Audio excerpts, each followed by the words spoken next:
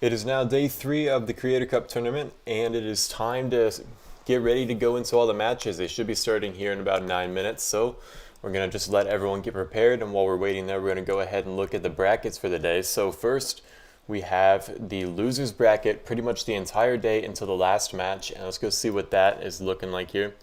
Looking over here, it's day 3 currently, and we're going to be starting off with Midnight Bash up against Goated Players. That's going to be the first match of the day, and of course that's going to be a rematch actually. If you saw day 1, that's the team that faced each other. Goated Players beat Midnight Bash, but now they've been sent back to the losers bracket and they need to have a rematch. So on Team Goated Players, the team which did win the very first day here up against Midnight Bash, it was OA Fury, who has a number 2 finish. In fact, multiple number 2 finishes. I think he is a player who has finished number 2 one of the most times in Build-A-Base 2.0. Alongside him, he has Noseboy. Noseboy is a YouTuber himself who also builds bases, and he is the base builder for the team, and their creator is Alvaro845. And Alvaro845 has been doing a lot of training here, trying to get ready for this tournament and trying to make sure he's going to be able to help his team do as well as they can. This is going to be Goated Players here, and they did win this first match here up against one of the teams which is seemingly the strongest in the entire tournament, Midnight Bash. Midnight Bash has C6 Shrimp, who has 3 number 1 finishes, and in addition to that, this team is the team which actually got the only perfect war in the entire tournament, with 18 stars, Clash bashing the second creator to get a 6-star in the entire tournament alongside Itsu. So C6 Shrimp with 3 number 1 finishes is the base builder for the team, and alongside him they have Jopo with a number 6 finish, and that's just his best top 10 finish. He has multiple top 10 finishes, and their creator is Clash Bashing, who did get a 6-star in the second day of the tournament here. So he's gotten a 2-star and now a 6-star, making him one of the top creators in the tournament.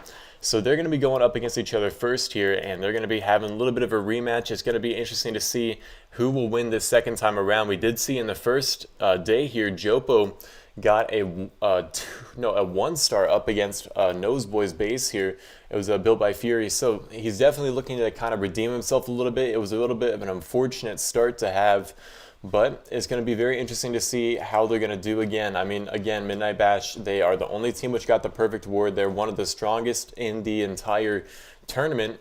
So they definitely are looking pretty good to win here, but we did see that even with all that considered, Goated Players was able to knock them out in the very first day. And of course, as fate would have it, they're back one more time to see who really will win. So the first match should be starting here somewhat shortly, and we're getting ready to go into the first day and get everything started. It's going to be interesting. I mean, we have a lot of elimination matches here. I think 3 elimination matches in just this day. So up after Goated Players, we're going to go see that Team Itsu is going to be going up against Balalaika. Again, we saw Balalaika did get only 6 stars in their first war against Team Itsu, and now they're rematching as well. And then at the end of both those matches, the winners are going to go against each other here, and whoever wins that match will be advancing into the finals on day 4. So those are the matches that we're going to have at first. And now we do also have one winners match here, which is going to be Children of Otto versus the Architects, which of course is going to be an interesting match too. I mean, we saw the Architects did put up consistent amounts of stars here. They won their first match with 13 stars, I think. And their second match they won with, I believe, 16 stars. So they're definitely a really solid team here too, knocking out Team Itsu, who got a 17-star war on the first day as well. And then Children of Otto, while they are consistently putting up some pretty good numbers, they haven't gotten a perfect war. I believe Beaker's lab still has yet to get through the first stage here.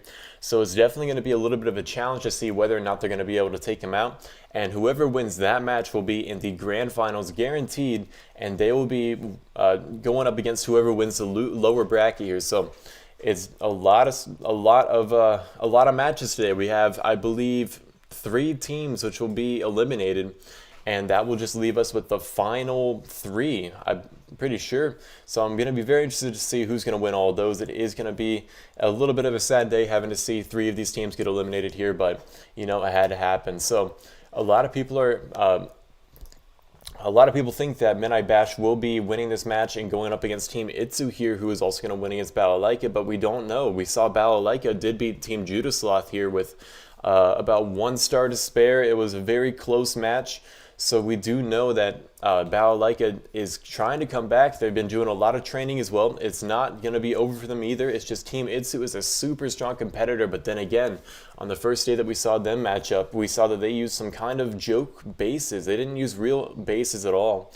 And they easily got 6-starred, and it was pretty hard to watch. But now they're going to be going up against them. So we have a couple rematches, and then finally we're going to be probably one of the biggest matches of the tournament, which is going to be Midnight Bash here, going up against Go To Players. I mean, again, it's going to be a really big question. Can they win this one this time? I mean, I think there was a lot of bad luck that went into it last time here where they lost it against Go To Players, but then again, it may have not been bad luck. It might have been just perfect base building, which allowed them to get a secured 1-star up against Jopo. So it's gonna be an interesting day here. You can already put your votes in for who you think is going to win. I mean, a lot of people said Midnight Bash at the first round that they went against each other, but now I'm not so sure. I think Go To Players might have a pretty good shot here, and we do know Alvaro845 has been doing a lot of training in preparation for this tournament. So, I mean, it definitely looks like Midnight Bash is the team to beat here. But then again, Go To Players, they've been surprising us. They did lose the Children of Otto last war, and that was mainly because they got a pretty rough 2-star from one of their players, and it was just they couldn't overcome the 2-star. So you don't know. Go To Players, I mean, it's not over for them, and they're a really solid team. They have Oe Fury, who is also one of the best players in Builder Base 2.0. He may not have as many #1 finishes, but he still is getting consistently in the top 2, top 3 of the entire world. So now it's going to be interesting. So we're getting ready. We have them in the chat here.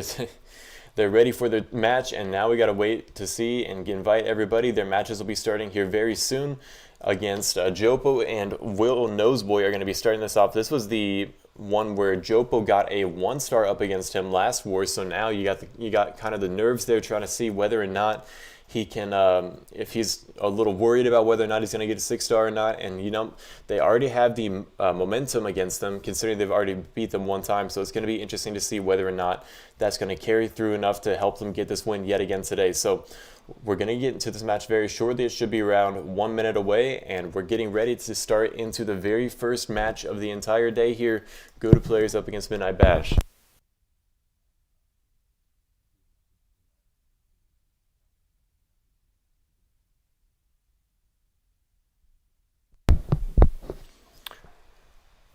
All right, so we are inviting all the players here, and they've let me know they'll be here in just a moment. We have almost everybody in the clan here ready to start. And first things first, we're going to have Noseboy up against Jopo. Now, Noseboy, he is the best finisher, number 42. It is one of the lowest in the entire tournament here. But then again, we have seen him get a 5-star 197% here, and then a 2-star, which was a little bit unlucky. He did get trapped a little bit, and he wasn't really able to get over the traps. But now that he's going into the next day here, he's going to try and kind of adapt after that. Jopo in the tournament, we've seen him get a 1-star, but then on day 2 he got a 6-star. So it's hard to kind of tell. I mean, we've seen a lot of good attacks from both the teams here. Oe Fury as well, getting a 6-star and a 5-star within both the days. So it's interesting. So we have Jopo and Seasick Shrimp. They're about to be coming into the tournament real quick here. They're finishing one last practice match, they say, so they should be back, and then it'll be time to start in the tournament and see who is going to take this victory again for the second time in a row. I mean, I don't know. They should be in the chat here pretty soon, and let's go ahead and just look at the teams one more time.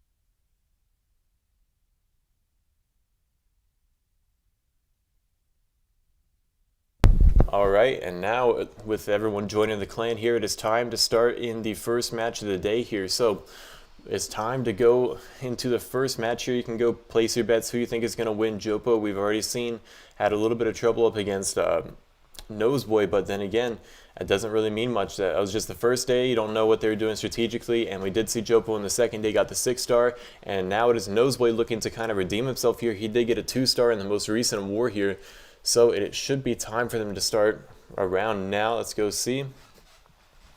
And yeah, it's starting right now, so let's go just make sure everyone's sitting in the friendly challenges, and it's time to go into the first match here. We have Noseboy up against Jopo. So we see this base.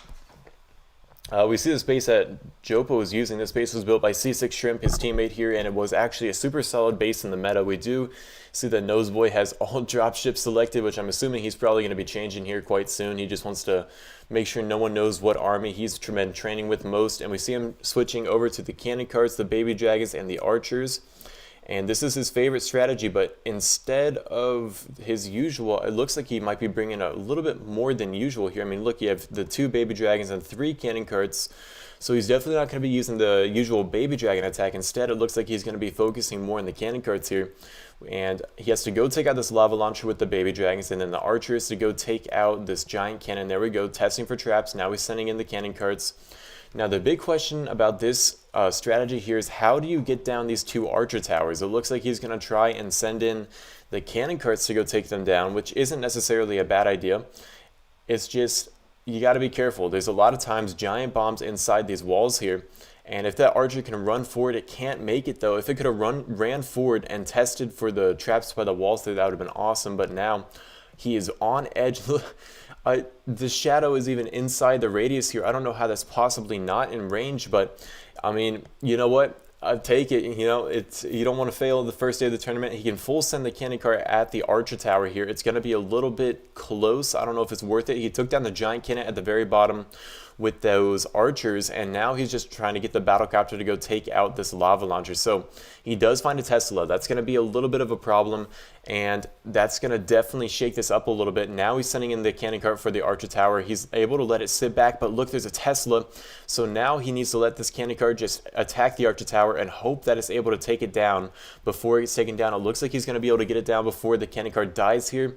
It's going to be really close, so he may not want to move that one for the rest of the match, but he does get it down, and now all that's left to do is take down this archer tower. He's letting it go forward. That is also very close to the edge of a radius of the double cannon, but he is all right.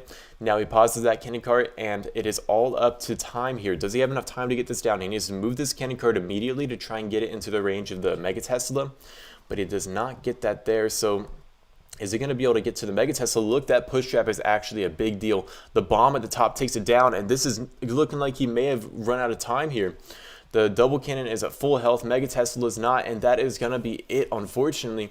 To start this one off, he does run out of time because that one small bomb at the very top is going to take out the cannon cart, meaning he no longer can get this, which is a very unfortunate start to the tournament here, meaning that Noseboy is going to get a 90% 2-star to start it off, and that is going to be rough. So now they need to hope that they get a really solid defense here.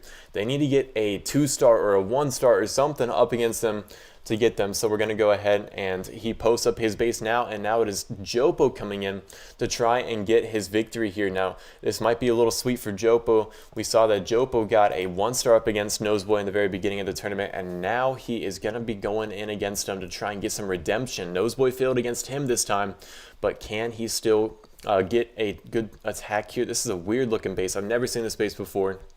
It looks like the OA Fury must have been building some bases for this attack here. We see he's bringing in dropships and P.E.K.K.A.s. This is his favorite strategy, and it is his favorite strategy for a pretty good reason. It is one of the strongest strategies in the game right now alongside dropships and minions. So he's starting in the battlecopter. He's going to go take out the double cannon, the lowered archer tower, and he may be able to get down the roaster. I'm not sure. That air expo is probably going to help defend here, but let's go see. So dropships and P.E.K.K.A.s, I mean, he needs to open up, you know, this actually might be hard. He needs to open up this Mega Tesla compartment and this double cannon compartment. It's just, with the way the base has been built, it's going to be difficult to get a dropship to open up this compartment. I mean, it can be done. It's just not optimal. So we're going to see him just let this battlecopter work on the lowered archer tower. That's a lot of value for the Jopo to get at the very beginning of the match here. He'll probably even take down that roaster, and I'm going to be honest, this one already is looking like it's going to be pretty solid. Here we go. And now here's the issues. Here we go. He has not really opened up the Mega Tesla compartment. I mean, he's going to open it up soon. He is taking out the roaster, and now it is opened up. He needs to get this battlecopter in. Battlecopter takes down the roaster, and now it's just kind of a matter of time. I mean, he does have all of his P.E.K.K.A.s remaining. He has this Mega Tesla being tanked for by the dropship. He has the giant cannon, which is about to be taken down with the ability. And now, just as quick as it started roughly a minute ago, we already have the whole base down here. And this one is looking like it's going to be absolutely crushed. I mean, we saw that he got so much value up at the top here. That was the biggest weakness of the base here, was there was a double cannon, a lowered archer tower, and a roaster. So now, being able to take that all down with just the hero, he was able to easily just push his way through the base here. And with 2 cannon carts and 3 P.E.K.K.A.s, it should be a pretty simple one to take down. I mean, all he has to do, we saw Scion attack this base in the very beginning, is put 1 cannon cart up here, and that's going to take out 3 defenses. And another cannon cart maybe just over here is going to take out another 2. So, I mean, we see that this base is definitely going to be weak to cannon carts, but wow, man. That was a lot of value for him to get. And look, he's just testing for traps with his P.E.K.K.A.s here. He wants to make sure he's not going to run any traps. There might be a push trap over here, honestly. Yep, there it is. So immediately that P.E.K.K.A. is being a pretty good, valuable asset here, finding a push trap. And now he's sending in the cannon cart. So the P.E.K.K.A. is just going to take down the gold storage here and work alongside all the cannon carts to just take down some of these trash buildings. We see the cannon cart is easily cleaning up everything. He needs to pause this. I hope he makes sure he pauses this. There we go. Immediately pause. And now, like I said, he's going to be able to take down 3 defenses up at the top, 2 defenses at the bottom. He's going to take down this crusher with this P.E.K.K.A. too, and that's going to be absolutely crushed. So, I mean, this was a very unfortunate first trade here for Go to players. Not looking great for them. We saw that Noseway unfortunately just failed to begin this, and now Fury is going to need to come in here and get a 6-star and hope that C6 Shrimp for some reason fails. And I think the biggest, most possible way he's going to actually be able to pull this off, if you're going to want to still win the match, is that they need Alvaro 845 to get a 6-star and Rocky to get a 2-star here. So if that does not happen, I don't really know what will win the match for them. We do see the Battle Machine is taking a lot of damage, but it just doesn't matter. I mean, you have that P.E.K.K.A. alive to tank, and now the cannon carts are just going to sweep in here and finish off the base, and that is going to be the first 6-star of the match. So we got the 2-star to start it off from Go to players and a 6-star to start it off from Midnight Bash. And this is not looking too great for Go to players so far, but it is not over yet. So it's going to be a big question. I mean, we do know anything can really happen here. So it's gonna be a little scary. Can Go to players still get back and win this one? We do know OA Fury is a really good player here. I mean, one of the best, getting multiple number 2 finishes. But this is an elimination match here. I mean, they can't really play it too risky, but also they can't play it too safe because they do not have enough time. And that's exactly what ran into Will here. Is that Will just ran out of time here. I mean, he had a 93% 2-star here to start off the tournament. And there was just a few things that made that happen. Let's go make sure we're not going to miss the match. A few things that made that happen. I mean, first of all, he did really good testing here, but his plan was just a little iffy. It's just you're trying to send cannon carts straight at archer towers and hope there's no traps. And these players here who he's up against know what he likes to play. They know he likes cannon carts, so of course they're going to trap it for him. And after getting into the range of the archer tower, there's another problem here, is when this baby dragon just goes the complete wrong way because there's a Tesla. So we see the Tesla popping up, and that's going to just direct the baby dragon into the complete wrong direction here. And now the next baby dragon up at the top is good. Now we can move this cannon cart, but then he finds a Tesla over here, and that just messes everything up because now he can't safely move that cannon cart forward, and that means there's going to be some bombs there. So while it was a noble attempt, he could not move his cannon cart forward, so he's going to just be almost losing the cannon cart here. And then at the very end here, he hits one small bomb, and that's all it takes. And if he did not hit that small bomb, I mean, here's the reason why he moved that this cannon cart, even though he knew there could be a bomb there, was because he needed to get into the range of the Mega Tesla. But just because he didn't have enough time there after losing that cannon cart, it was just too much. That was just all it took. So it was definitely a good plan here. Just unfortunately it did not work out because, I mean, he just didn't have enough time. And I mean, obviously there was a little bit of an issue there when he ran into the Tesla as well. But I mean, man, it was a very sad one to start this one off. So we're gonna have to go into the next match here. So what we have up next is going to be OA Fury up against C6 Shrimp. That match should be happening somewhat soon. Let's go ahead and get into the match schedule here to see when that's going to start. It should be starting very soon here.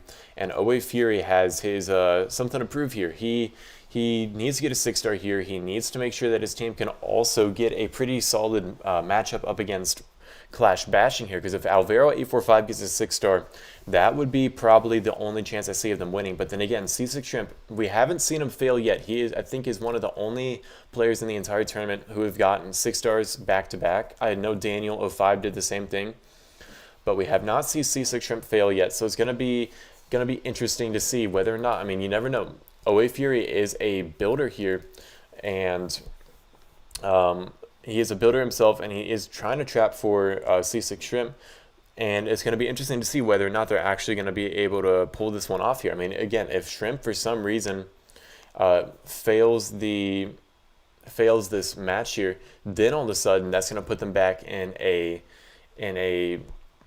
winning position, but it's going to be difficult. I mean, we know C6 Shrimp, again, one of the 3-time #1 player, and additionally he has not failed yet in the entire tournament. It's going to be interesting to see whether or not they're going to be able to defend against him.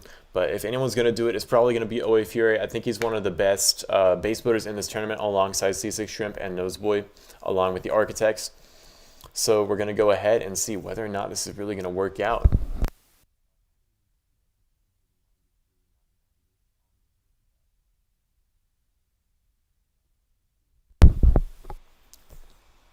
All right, and now C6 Shrimp with 2 bars of internet is going to be going in for the next attack here. So OA Fury is going to be defending now, and it's time to see who's going to be able to pull this one off all the way. If C6 Shrimp for some reason fails here, that's about it for Team Goated. They might have a shot, but if Goated does not catch a defense here, they're going to be on their last chance here. If they can, for some reason, in some way, get a 2-star defense up against Clash Bashing and a 6-star from Alvaro 845, that's going to be probably the best chance at getting this one. But C6 Shrimp is going to be there in a moment. Let's go see. I mean, I don't know. Everyone knows C6 Shrimp is one of the best players in this entire tournament, but unfortunately, it's not going to be super easy for him to take this one out. So we have him going up against OA Fury here, and OA Fury is using just as expected, a new base that he built here. I've never seen this base before, and it's going to be interesting. How is he going to take this one off? So yeah, OA Fury is saying, let's pray. And now let's go see. We do see C6 Shrimp has the Candy Carts and Baby Dragon selected, but I mean, if you look here, there is not a single building that you can take out with cannon carts. So C6 Shrimp, who usually likes to take out these buildings with cannon carts, so okay, this is smart. He can also not use archers to take down any good building other than this lowered archer tower. So if I'm going to assume anything that he might play here, I'm going to say he's probably going to bring in archers and cannon carts, take out the lowered archer tower, then use the other archers to test for traps. I mean, if he gets a cannon cart onto this giant cannon, that would be all he needs. But I mean, he's still going in with the candy carts and baby dragons, so it's going to be interesting. Again, just as we said, wait, no, he's changing to P.E.K.K.A.s here. And that is one thing about C6 Shrimp. He is one of the most versatile players in the tournament here. And I don't know if OA Fury was expecting this. So we have P.E.K.K.A.s coming out for the first time from C6 Shrimp, starting in the battle machine from the very corner. That's going to charge up his ability almost all the way here onto this clock tower, gem mine, and army camp. And then he might be able to get some pretty good bomber value off this gem mine. And instead he's opting to go in from, look, he immediately finds a Tesla, and he finds a huge bait here. And that's going to be a really interesting. Is that going to mess him up or not? I mean, the giant is going back inside. He has the bomber surviving. That quick reaction there, putting down that P.E.K.K.A. definitely saved that bomber, but it still, unfortunately, looks like it might die here. So does he still get this? I mean, we see the back end is not looking as scary as it was before. And now this bomber, the one that he almost killed, is going to go open up this archer tower compartment. But unfortunately, I mean, look, this giant cannon compartment is staying alive so long. If he could take down that bomber, he has a shot here. But nope, it's gonna go and open the walls from the other side, unfortunately. And now that should be all C6 Shrimp needs here, unless there's some giant bombs on the outside of the base. Unfortunately, it's gonna be another 3-star here, and this time, I'll be honest, I don't think C6 Shrimp lost a single troop this match. I'm sorry, OA Fury, but it looks like C6 Shrimp has his entire army still alive here for the first time in the entire tournament. I mean, let's go see. Yep, his entire army is still alive. Now, the second stage, though, we've not seen this second stage. I know it's a common one up and higher ladder, but we've not seen it yet in this tournament. Again, Seasick Shrimp does have his entire army still surviving here. He's going to use 2 cannon carts, probably send them from this side to go take out the cannons, double cannons, and Crusher. That would be what I assume that's going to do. And no, actually, he's only bringing 1 cannon cart. And he does send it from that side like I thought, but let's go see. Is there let's see, 1, 2, 3, 4, 5, 6, 7, 8. I don't think there's a Tesla here. So yeah, this is gonna be interesting. I mean, definitely a really solid first stage attack from Seasick Shrimp here. I mean, now he does have his entire army still alive, which is impressive. The only unfortunate thing though is a lot of that army he has alive is not very high HP, but I don't think that's really going to matter here. I mean, he might even be able to keep the entire army alive through the second stage. So let's go see. So he's taking down the Crusher. He's going to take down the cannon, and he's going to get down a Crusher and 2 cannons before he even gets a single troop down. Just that 1 cannon cart is going to do everything he needs here. Now he starts the battle machine from the very corner. It does have full health, and this is it was looking a little difficult for him for a second there when he found all those Teslas, but now I'll be honest, it's looking like he's going to be able to pull this one off. Now he does leave this double cannon completely protected by walls. That's definitely not an ideal thing to do, but I mean, he probably is going to be having to lose a giant here. I don't think he's going to get the perfect troop swag. Well, I mean, maybe. Let's go see. He's taking down the cannon. If he can take down this double cannon, he might be able to. Let's see. Okay, he's finding some bombs up top. If there's not too many more, he's going to be able to keep his entire army alive here up against OA Fury. And that's it. He swags his entire army. Not a single troop died in the entire match here. So Seasick Shrimp definitely showing his strength here, keeping the entire army alive for the entire attack. That was a wow. That was a really good attack. I mean, usually you don't really see that much alive at the very end of it, but he does manage to take this one off, and that's going to be a really solid attack for Seasick Shrimp here. And now all of a sudden, it's going to be difficult. It's going to be 12 stars to 2 stars. So Seasick Shrimp needs to get a 6-star here if he wants to really have a shot at keeping his team in the running here, and he is about to be going up very soon here. So I mean, that was a very impressive attack, though. That was an incredibly impressive attack to keep his entire army alive at the very end of the attack. I mean, you don't really see that. You see, like, maybe even in the first stage, you'll see the entire army still alive. But the fact that he has his entire army alive, even after the second stage, even with both giants still alive, I mean, that was a really solid attack. Fury saying he had his trap set for P.E.K.K.A.s and then changed them. That was a mistake. I mean, I don't know. You got to know. Seasick Shrimp plays mind games. He knows what you're going to try and bait him, so he makes sure to not use that. And he's just he definitely destroyed Fury there, which is, you know, it's not the end yet. Again, we still have Alvaro 845 and Clash bashing here, and Alvaro 845 needs to do God's work here. And if he can get a 6-star, it's going to be really good for his team. But I'm not sure if it'll be enough. So we have Seasick Shrimp, and now Seasick Shrimp is using a new base, never before seen. And this one's going to be a really solid. We know that there is not a lot of base builders in the builder base right now because of all the base stealing that happens. But for this tournament, we are seeing a lot of new bases here. This is the one reason people are actually building new bases. So it's going to be interesting. Let me go ahead and just see if I can put this back here. It looks like it's frozen. One moment. It's going to be a little bit of a weird fix, but it should get it. There we go. So we have it started in, and we have OA Fury. He started 2 cannon carts at the very bottom here up against Seasick Shrimp, and those 2 cannon carts with the Barbarians are going to be able to take out the air bombs and the double cannon. All he did was put the Barbarian at the very corner here and then send it straight into the base here, and being able to take that Archer Tower. Now all of a sudden he's going to take out the air bombs and the double cannon, but he cannot move these cannon carts anymore because they will be in range of the lava launcher. I mean, look, they're already on the edge of the lava launcher, so it's going to be very, very difficult for him to really do much more. So he needs to start in the battlecopter. He starts it in from the corner, and look, he found 3 Teslas. I did not see that. He found 3 Teslas there, and Seasick Shrimp definitely knows what he's trying to do here. And look, the air bombs, he completely baited C6 OA Fury here, and now that battlecopter is going to die before it even takes down a single building. So this is just truly C6 Shrimp being in the mind of the attacker here. And I don't know how he's going to pull this one off. If he can take down this lava launcher still, he used the baby dragon ability too early. That's not good. He needs to take down this lava launcher and then send the cannon carts around the base here if he wants to have a chance here to finish off this attack. He does take down the lava launcher and the Mega Tesla.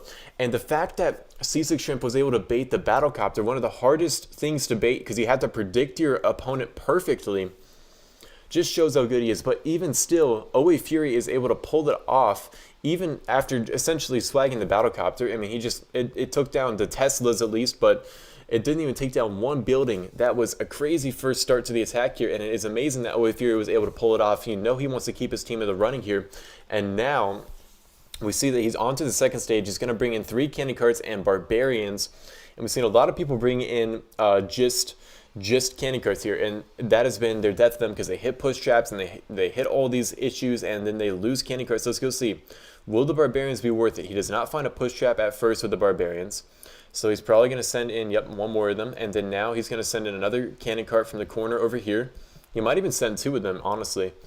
And how many traps will he find over here? He does find 3 bombs, so I mean, and push traps, and okay, definitely a really good start here with the barbarians. And now he has to send in the baby dragon here to make sure he can take down those Garpos units, and he could have taken them down just with the cannon carts, but he also wants to take down the auto's outpost here. And if he does not take down the auto, if his cannon carts had too much less health, they would not have been able to take down the auto outpost, meaning that he kind of needed to send in that baby dragon now, which is unfortunate.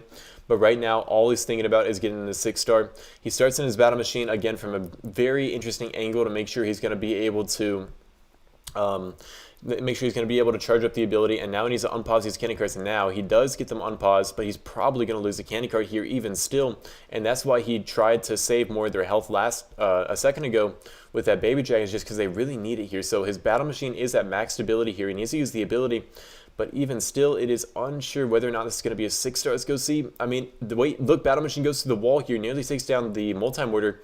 And he's not letting his cannon carts go all the way here. And look, they're going to be able to splash out the multi-mortar. And if he had let them go all the way, they would have been in range of the cannon here. So it was a very good, smart move not to try and rush it at all. He has plenty of time here just to let them work around the base. And that is going to be a 6-star from OA Fury. Even after getting his battlecopter baited, even after almost completely failing the attack here, he was able to still pull it off and get a 6-star here, showing why he is also one of the best players in the world. A very impressive attack here, even after almost everything went wrong. That's going to keep his team having a chance here. That was a very good second attack. So I mean, now it's going to be Clash Bashing up against Alvaro 845, and this is going to be the final here. We do see the scores are very close. We see the scores. They're in reach here. Let's go see. So we have it is currently 12 stars to 8 stars. So they need Clash Bashing to get a 2-star, less than 90%, and Alvaro 845 to get a 6-star. Let's go just get back to the face cam. So that was absolutely insane that he was able to still pull that off. So yeah, now we're gonna have Clash Bashing defending up against Alvaro 845. That this is going to be close. It's going to be difficult. I'm going to be very interested to see whether or not Alvaro's training will finally pull off. We saw him get a 97% time fail the other day here, I think in day 2, and on day 1, Alvaro, and he's already in. I didn't even see that. Okay, so we're into it now, and Clash Bashing is up against Alvaro 845. We know he's been using baby dragons, but you know who also knows he's been using baby dragons? That's going to be Team Midnight Bash. So they probably trapped against him if I had to assume. And we see that Team Midnight Bash is not taking it easy at all. They want to win here, and they're not going to give him an easy base at all. So let's go ahead and see. If you can take out the Archer Tower, you can take out the air bombs, or if you could take out, I mean, what would be the perfect thing here is if he sends in 2 cannon carts. And wait a second, he's switching to dropships and P.E.K.K.A.s. And now this is going to be It's going to be interesting. I mean, we do know dropships and P.E.K.K.A.s, they're very easy. They're very easy attack here. These are the ones you want to learn. And this is the one that Midnight Bash, Clash Bashing has really been using the entire tournament. And now Alvaro is going to try and give him a taste of his own medicine here. And look, this was a really smart plan here, except all of a sudden he's finding a bunch of air bombs. He needs to send a dropship in front of his battlecopter or else he's probably going to lose it. Yep. Okay. That's really bad. That's really bad. It's not what you want to see, and that's going to be a dead battlecopter now. So how strong are the dropships? That's the big question here. That was yet again. I mean, 2 for 2 battlecopter baits. He uses the wrong ability here, accidentally using the P.E.K.K.A. ability instead of the dropship ability, and now the next dropship's going to come in here and try and take down the Mega Tesla. And I mean, 2 for 2 baits here. The battlecopter, again, is one of the hardest things to bait for, and now C6 Shrimp here, the base builder for their team, has done it twice, predicting what they're going to do. I mean, I don't even know how you do that here. How would you predict they were going to switch to dropships and P.E.K.K.A.s? I mean, this is going to be, I don't know if you get this one down anymore. I mean, if you were able to take down the giant cannon and the archer tower, you would have gotten this. And what he should have done is the second he saw a giant bomb over here, he needed to use a dropship there to tank for everything. But now it's unfortunately just, it's kind of too tall of an order. He should use a P.E.K.K.A. ability to take out the archer tower, or at least damage it. There he goes. There's the second one. Oh, we could have taken out the double cannon too. Unfortunately, though, that is going to be it. And C6 Shrimp carries his team to a victory here, getting 2 for 2 battlecopter baits. I mean, that was absolutely insane that he's able to pull it off. We see C6 Shrimp's bases are truly just out of the world right now. And unfortunately, we see that Alvaro just got baited. So now that's going to put the teams at 14 stars. No, sorry. It's going to be 10 stars to 14 stars. And unfortunately, there's no way for Goated to come back from here. So, I mean, that was yeah, they have essentially a swag attack. They don't need to do it, but I mean, they're probably gonna. We'll see whether or not Clash Bashing decides to celebrate. Now, we saw Midnight Bash get a perfect ward day 2. So I imagine they're going to try and go get it the same way on day 3. And, I mean, I would say Alvaro couldn't really have done anything more there. I mean, that would have tripped up a lot of top players. Getting your battlecopter baited is one of the most upsetting things, because that is a big part of your attack here. So Alvaro does get the 2-star, but then again, I mean, you can't. I mean, once you get the battlecopter bait like that, it's almost impossible to recover it. That's why it was so impressive that OA Fury was able to. But because they predicted where the battlecopter was going to come in from, they were able to just easily take him out. So, I mean, it was a really good showing on defense from C6 Shrimp. It's just unfortunate for go-to players. They did get baited 2 times, and they got some awesome baits there. I mean, C6 Shrimp truly showing you how it's done. And Alvaro did really well. I mean, getting a 79% 2-star even after losing your hero is actually incredibly impressive. So, I mean, he's definitely been training a lot and learned a lot here. So, I gotta say, I'm proud of you, Alvaro. I mean, you nearly got a 6-star in day 2. It's just that one corner camp stopped you. I mean, you've been done a lot of training, and now we see there is. I mean, we might be going to another bait here. We do see, and immediately we see our first. Okay. Oh, yep. I mean, maybe. I mean, is everybody just baiting battlecopters at this point? Like, how are they all doing this? You know what? They know what Clash Bashing likes to use. They know he likes to use dropships and P.E.K.K.A.s. So I would imagine they're trapping against it. Here we see the first Tesla, which is going to trip it up. We see a push trap, which is also going to trip it up. But look, that P.E.K.K.A. ability is perfect. And that's going to take down that Tesla. And now he finds another push trap. There's a lot of push traps here. I mean, one thing he needs to be worried about, though, is he has not opened up this Mega Tesla. And he needs to use his dropship ability right now, just to make sure that P.E.K.K.A. is going to get into the base. And so far, it looks really good for Midnight Bash. He sees a lot of giant bombs on the inside here, but it doesn't really matter because the skeletons are triggering all the giant bombs. So the big question here, can Midnight Bash get the perfect war yet again? It's going to be difficult. We do have the P.E.K.K.A. now tanking for the battlecopter, though. And that's really good here, meaning the battlecopter is going to take out the Mega Tesla. And even though we did not open up the walls for the Mega Tesla, now the battlecopter is still going to be able to take it down. So one P.E.K.K.A. and going into the second stage, it's going to be a big question. Can they still get this here? I mean, he's going to have to bring in 2 cannon carts. It's probably going to be, I would assume, most top players would probably get a 5-star against this second stage with what they have left remaining. But I don't think it's impossible here. So what you could do, I mean, again, he has C6 Shrimp on his team here who might be helping him. So I would say, I mean, it's going to be difficult. I mean, of course, 2 cannon carts onto the builder hall would take down the zappies, the cannon, double cannon. But the issue here, okay, wait a second, there's no corner building, so that's actually really good, meaning he just needs to switch to the battle machine and then make sure that he is able to get around the base with enough time left.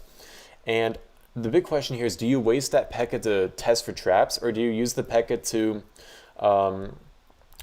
to help clean up the base? I mean, in this scenario, I would say definitely testing for traps is probably what he's going to end up doing. That's just the smarter decision. Going to put it down, test for traps somewhere down here. And that's what he did in day 2 here.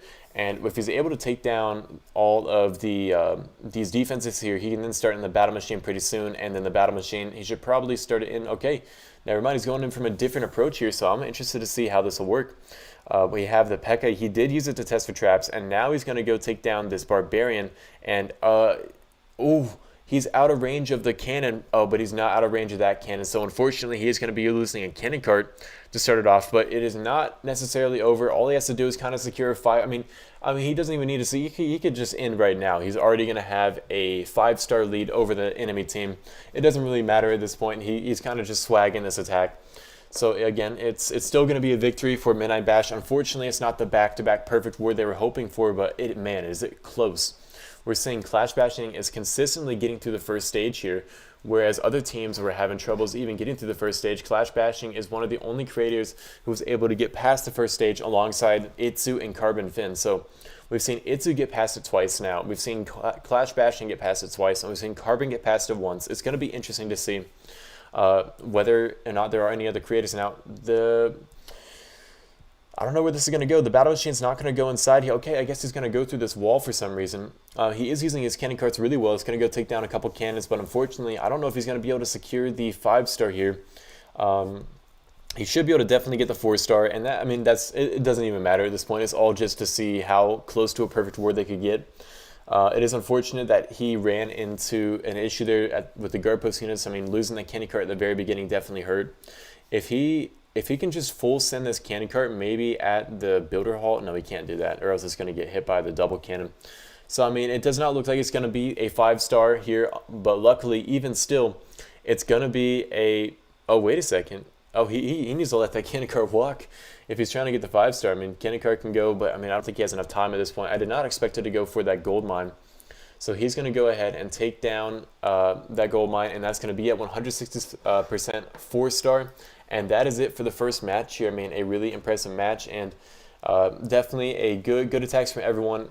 And even though a lot of players got some rough attacks here in the tournament, this match here, it was definitely, I mean, what can you do? Those battlecopter baits, it's pretty much over once you get hit with one of those. I mean, there's really no way to overcome it. So now that's going to put C6 Shrimp and his team of Midnight Bash up into the next match here, which means that he's going to be facing the winner of this next match we're about to have, which is going to be Team Itzu versus Team Baoleika. Midnight Bash is going to be facing the winner of that match, and then the winner of that match will be going on to the finals in day 4. So we definitely have an interesting day ahead of us still. It's incredibly unfortunate. I mean, you definitely didn't really expect to see that many battlecopter baits. Again, that's one of the hardest things to bait for, and Shrimp did it to them 2 times in a row here. I mean, let me go see if I can find that real fast. Let's go see Fury's attack here. I mean, that was, oh, never mind. Where'd it go? Let's find it. Here we go. Let's go watch Fury's attack here while we're waiting for the next base. We just see, so he started the Barbarian from the corner. Everything's going to plan here, no issues. Does he find any push traps? Nope. He starts in 2 more Barbarians in a really weird spot here. And now he takes down the Archer Tower. That's fine. And then we're going to see, this is where all the problems kind of start. He starts in his battlecopter from the very top here, from the corner. And that's what C6 Shrimp predicted would happen. I think he started it more from the corner than C6 Shrimp thought he would, though, because it looks like he found the Teslas one at a time. Yeah, so look, he finds the Teslas one at a time. This is the only reason he was able to take them all out, is because he did not have to find them all at once. But that's just going to be a huge issue. So he thinks, okay, I've kind of got it out of it. And then all of a sudden he's going to find all these giant bombs here, and those are going to kill his battlecopter. I mean, a brilliant bait here from C6 Shrimp. It's just, Fury was able to still overcome it, but unfortunately it was not enough for the team here, seeing that it was 16 stars to 10 stars, which again makes Midnight Bash one of the highest scoring clans in the tournament here. And then we'll go ahead and look at Alvaro845's attack here, which also got a little baited. And we don't know if he was baiting for the battlecopter, if this was an accident. I would assume it was on purpose, considering he just did it to Fury. But he's going to set it in, and we see the giant bomb. And what you should have done, once you see a giant bomb where he's sending a battlecopter, you got to assume, okay, this is probably going to be an issue.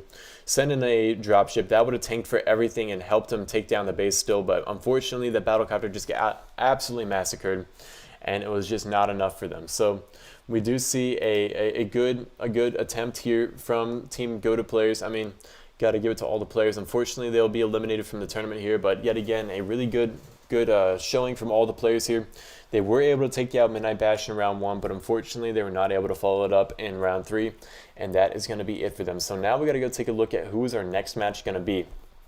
We are going to be having a pretty good next match here. We have, give me one moment, let me go find them. We're going to have Team Balalaika, which is the underdog team here. They have FJB, who has the number 13 finish in the entire world. They also have Max Killer, who has a number 9 finish in the world, and Jacob's Clash, a smaller creator here who has been practicing a lot of builder base since he got invited to the tournament. So, I mean, this is definitely going to be a pretty strong team here. Even still, they did lose day 1, though, and who they lost to is the team they're actually up against today, which is Team Itsu, the team who's got the second highest amount of stars in the entire tournament. They have a total of 17 stars here after Dano got a 6-star, Gobos got a 5-star, and Itsu got a 6-star. That put them in the second place, right behind Midnight Bash, really close to a perfect war. And so Balalaika, they lost against them in the very first match here. And then they won against Team Judo here, knocking out Team Judo with 1 star remaining, and now they're going to be up against Team Itsu. So a lot of players don't have a lot of faith in them, but then again, what you got to remember is in the very first match here when Balalaika played up against Team against Team Itsu, they used a bunch of terrible bases, so they easily got 6-starred. So the question here now is, what do they have some magically great bases that are going to actually take out everyone, or is it just going to be a repeat, or is Team Itsu going to just take them out once again, and is it not really going to matter? I mean, it's going to be interesting. So we're going to go ahead and look at what the match schedule here is. It looks like that match is going to start in roughly 10 minutes, and now we're just going to be kind of getting ready in between there. So, I mean, it's going to be interesting. We do know that Team Balalaika, they are definitely one of the underdogs in the entire tournament here.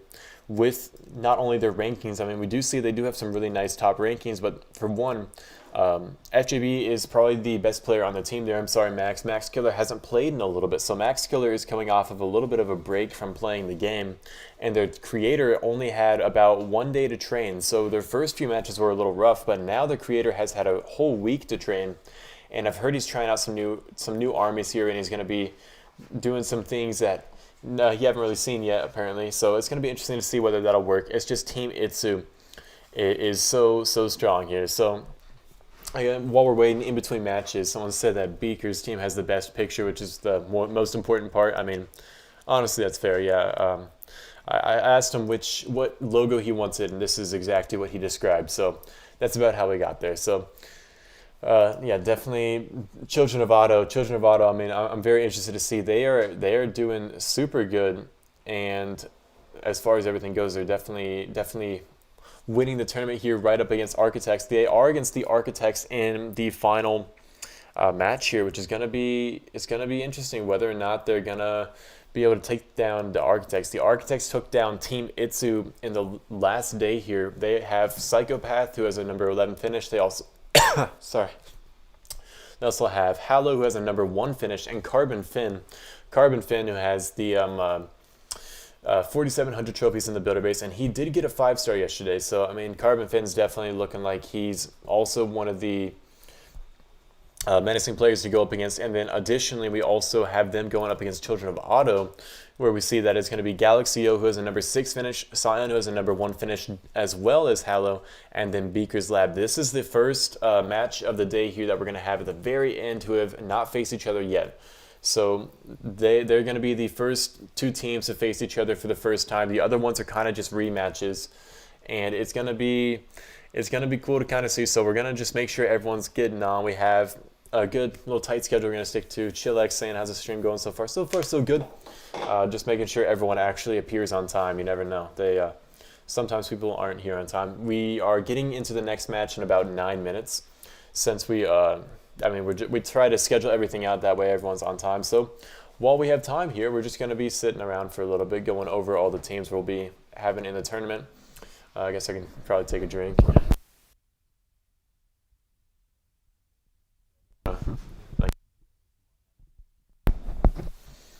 Yeah, it's going to be very calm for the next 9 minutes, and then we're back into all the matches yet again here. So I feel like it's going to be interesting to see who's going to win here. We did see that while Team Balalaika did use some pretty bad bases on defense, what they also did though is they did pretty bad on offense. On offense, they did quite a few 2-stars for the whole team. Is this stream sponsored by Coca-Cola? I mean, maybe. I'll try and send him a message. Someone says do live attacks. I mean, we have nothing better to do. So while we're waiting for the tournament to start, we're going to go just do a live attack here. Just to kind of pass the time. So we're up against this base from Death Dealer. This is actually a base built by Daniel05, a player playing in the next round of the tournament here. So Daniel05 is going to be on Team Itsu, and we're going to go, right, I forgot to put the, there we go, okay, there you go.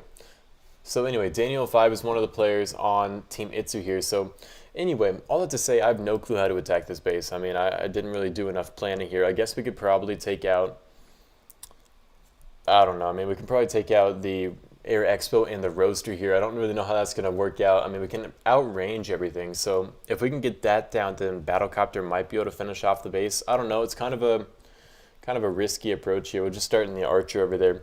I mean, it would be a little unfortunate to see me just immediately fail to start this off, but then again, I don't know. It doesn't look like this base is really well protected against the strategy I'm using. So we'll just pause everything. And now we're just going to let the candy carts move forward. They need to take down the gem mine, then they need to take down the giant cannon, and then the battlecopter. I have no clue where the battlecopter is going to go. Gobos built this one? Oh, yeah, I figured the LTNO strategy on the giant cannon would work pretty solid. Yeah, look, there's not even traps. So now we got to figure out where to start and everything. There's going to be a Tesla up here, right? No? Okay. So I guess we'll just start Battlecopter over there. I mean, that's not really the best. Oh, look at the giant cannon taking out the cannon carts. That's really unfortunate. I don't think it's really the best Battlecopter position, but I mean, for one, I don't really care if I fail, and two, I don't really have enough time to find a better position. So we're going to go take out the Archer Tower with the Battlecopter, and now we're going to let the cannon carts work over here. To go, okay, look, I think they're going a good direction here. Battlecopter hopefully goes towards the Crusher and not towards the air bombs. I mean, AJ, tell what you have done. What did I do? Anyway, let's go see. Where does this go? Okay. Okay, nice. We take down the Air Expo too, so that's exactly what we really needed. And now it looks like it's going to be pretty solid. So we're going to go take down...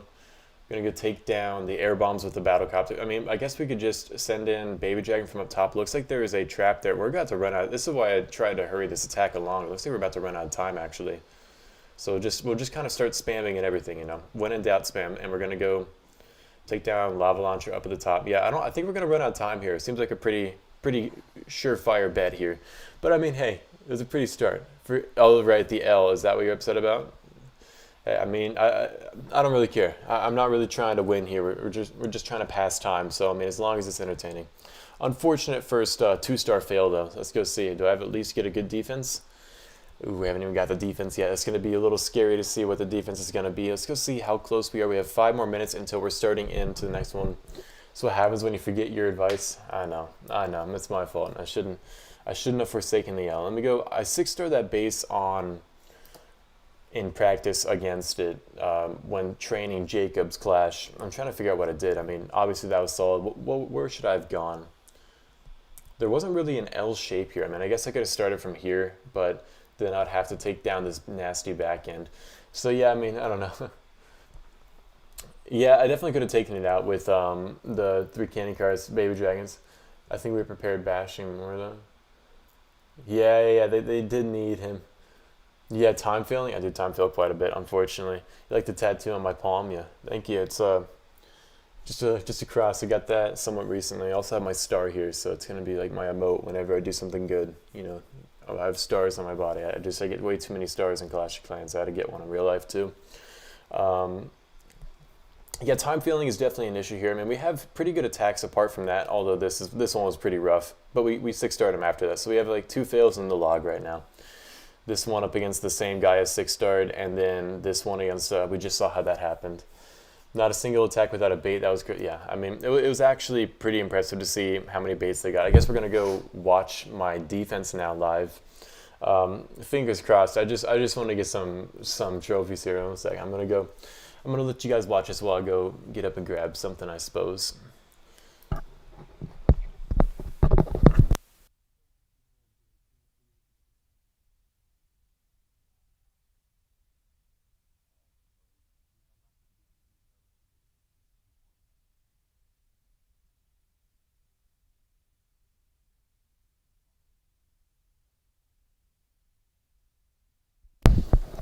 So we see here now, it looks like he's going to be going in with Pekkas against me, which is not ideal. And look, he starts on the candy card at the bottom. That's probably going to get kind of killed by traps here. Battlecopter from the very top here is going to be getting taken out with the Arch Tower.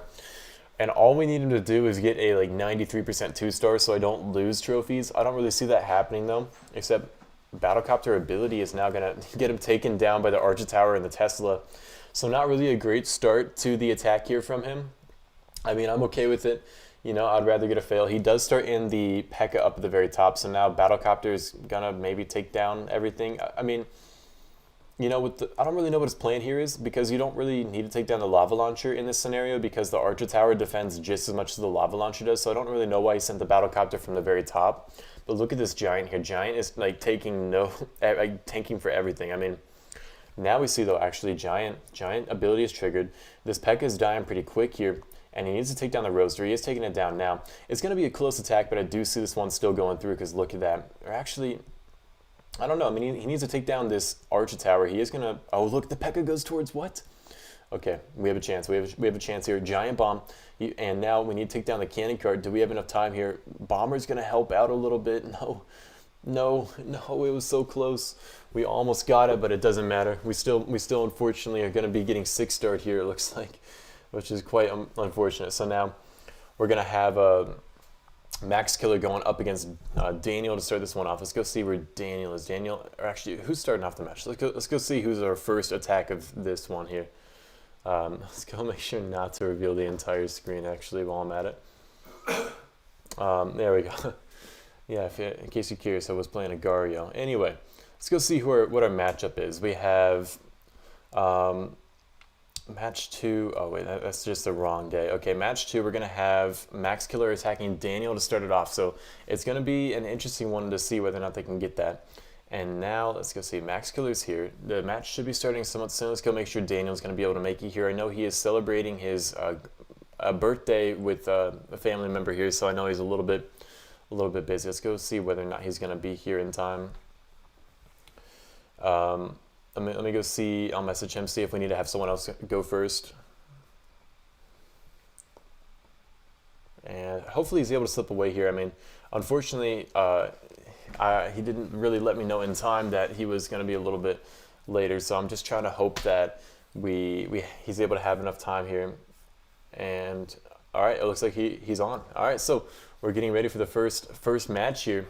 You saw my bank account info. I somewhat doubt that one. But we're into the first match here, and it's going to be Max Killer attacking Daniel05. Yeah, all you'll really see here is a Google search for an 80-minute private lesson with Carbon Fin. I had to get a photo of him.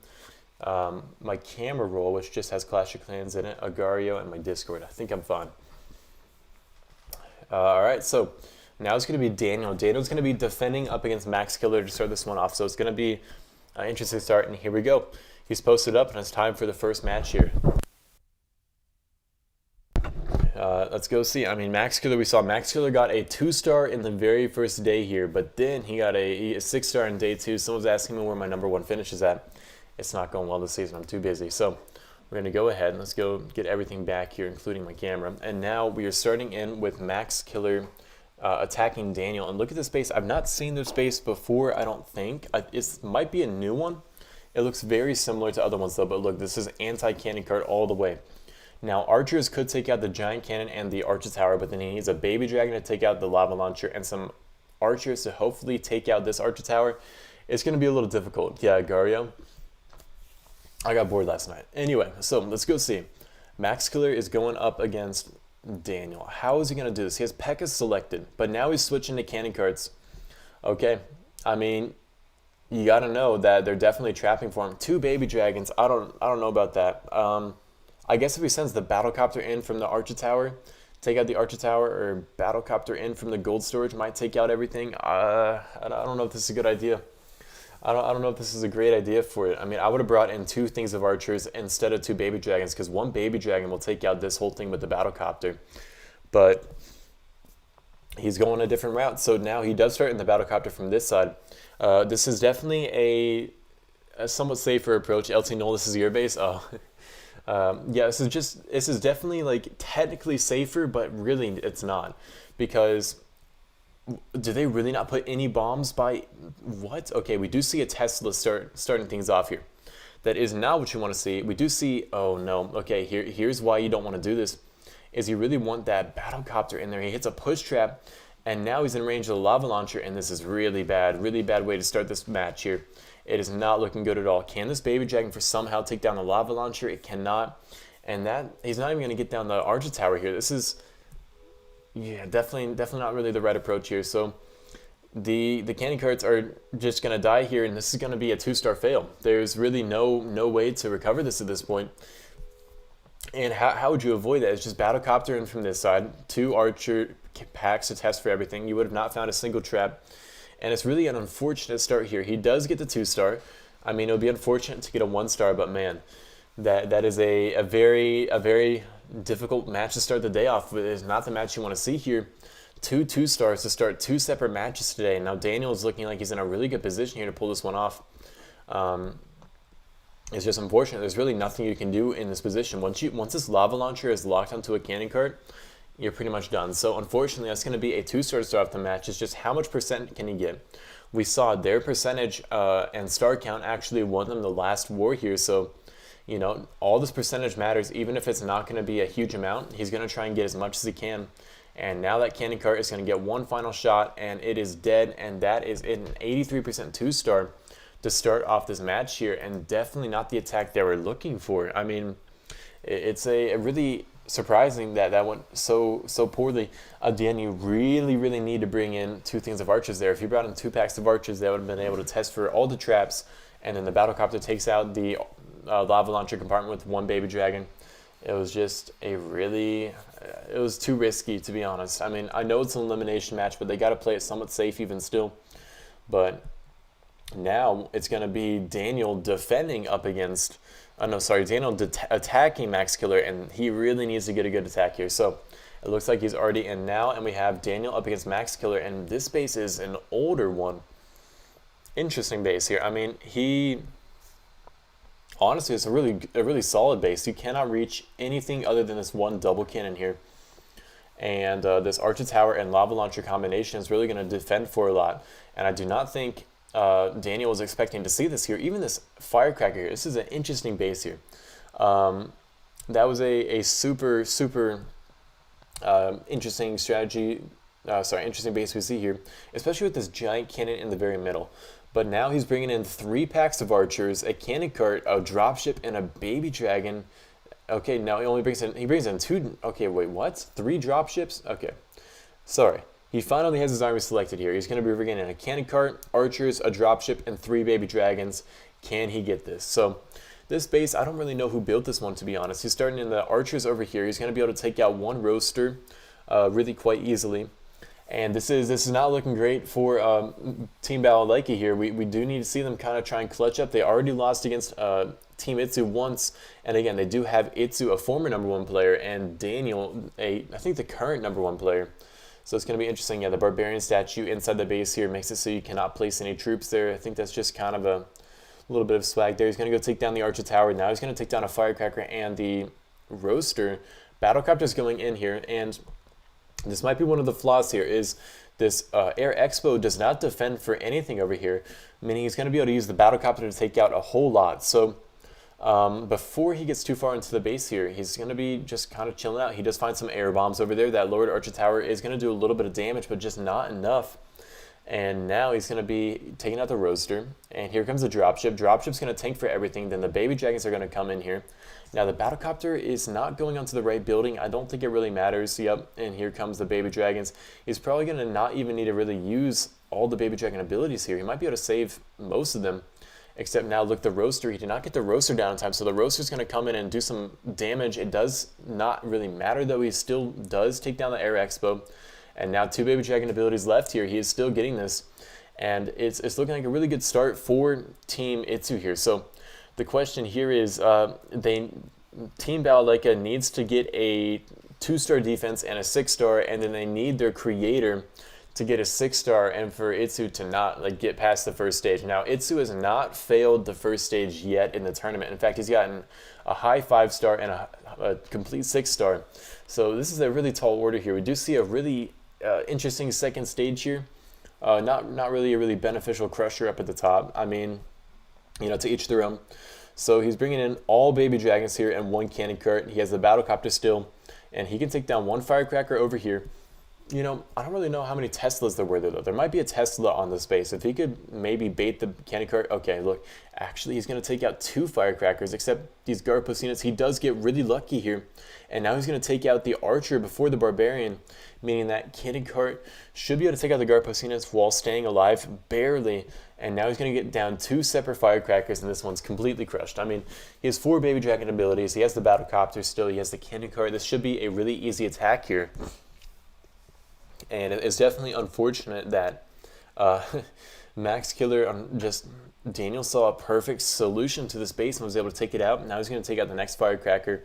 And with 2 firecrackers left in the battlecopter and 4 baby dragons left standing up here, it's going to be completely crushed. I mean, there's no way you really fail this here, especially if you're a player who is as seasoned and as good as Daniel here. And that's going to be the first exchange here is going to be a 2-star 83% up against a 6-star. So here comes the battlecopter ability. We do see there are actually 2 Teslas, and that 1 Tesla was just not close enough to take down the cannon cart. I mean, if he had put that Tesla right in between these buildings, he might have been able to get that. But now with the baby dragons still surviving, he's not even going to use the last 2 baby dragons. All he needed were the 3 troops from the first stage, and that's going to be a base completely taken down. No need for the other 2 baby dragons. We know Daniel likes to, if he doesn't need to use a troop, he's not going to use it, and that's going to be the first 6-star of this match here. Team Itsu coming up punching here, while Team Balalaika is already starting off 4 stars in the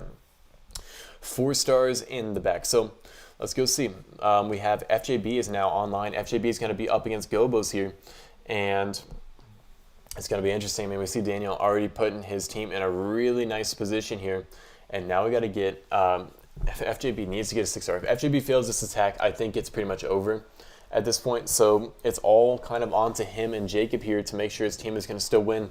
We know this team is kind of the underdogs. They were not projected to get to day 3 here, so it's already impressive that they got this far ahead. But can they somehow pull it off? If they were to take out Team Itsu, it would be the biggest upset in the entire tournament. I mean, Team Itsu already being seen as one of the strongest troops in the entire, strongest teams in the entire tournament here. So Balalaika also being seen as one of the weakest ones. Let's go see how they're going to do this. This is a base you see a lot on the top of the leaderboards. FJB has his baby dragon army selected right now, and he's starting in immediately. He probably already knows how to take this base down. I mean, he's probably gone against it hundreds of times at this point, and we see this one all the time. So we're going to go see. We have the cannon carts up against the builder hall. Cannon carts are taking it down. Now we have the battlecopter coming in. And those cannon carts are just kind of tanking for everything. No, sorry, they're just kind of clearing out all these trash buildings. And that's going to put them in a good position here. There's a lot of strategies to take down this base. This one, I have a strategy I would say is probably better for this one. If you just take in 3 cannon carts and take down everything over here. But look, he immediately finds some bait up there with that 2 giant bombs. That's kind of crazy. So he needs to take down this elixir storage a little bit quicker so his battlecopter can get some help from a baby dragon inside. He's sending in the baby dragon now, I would assume. Here we go, but battlecopters are going to get triggered, and now he needs to make sure he can finish off the space. Now FJB is actually incredibly talented at recovering attacks too, though. So even when an attack goes kind of poorly, he's usually able to still pull it off. And look, he's taken down most everything he needs to. Cannon Carts can take down the base here, and he still has a Baby Dragon to spare. So it's definitely going to be a little risky. You know, you got to be careful for all these giant bombs. Again, these players are trapping 4 FJB here and Cannon Carts are the easiest troop to bait for. So it's going to be a little scary. I'd be a little nervous if I were in FJB's position. Look, he already finds 1 bomb, but right now it looks like he's going to be able to swag a Baby Dragon up against the first stage, and this is going to be a really solid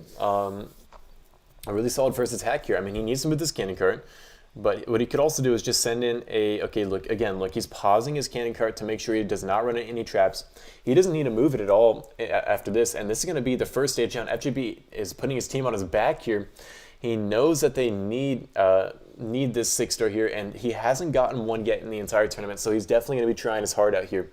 Let's go into the second stage. We do see this one's going to be a little difficult, but he does have a Baby Dragon here that he can just use wherever he needs. So I would bring in Barbarians if I were him. I know he doesn't like to do that, but he really should bring them in here, and he does not.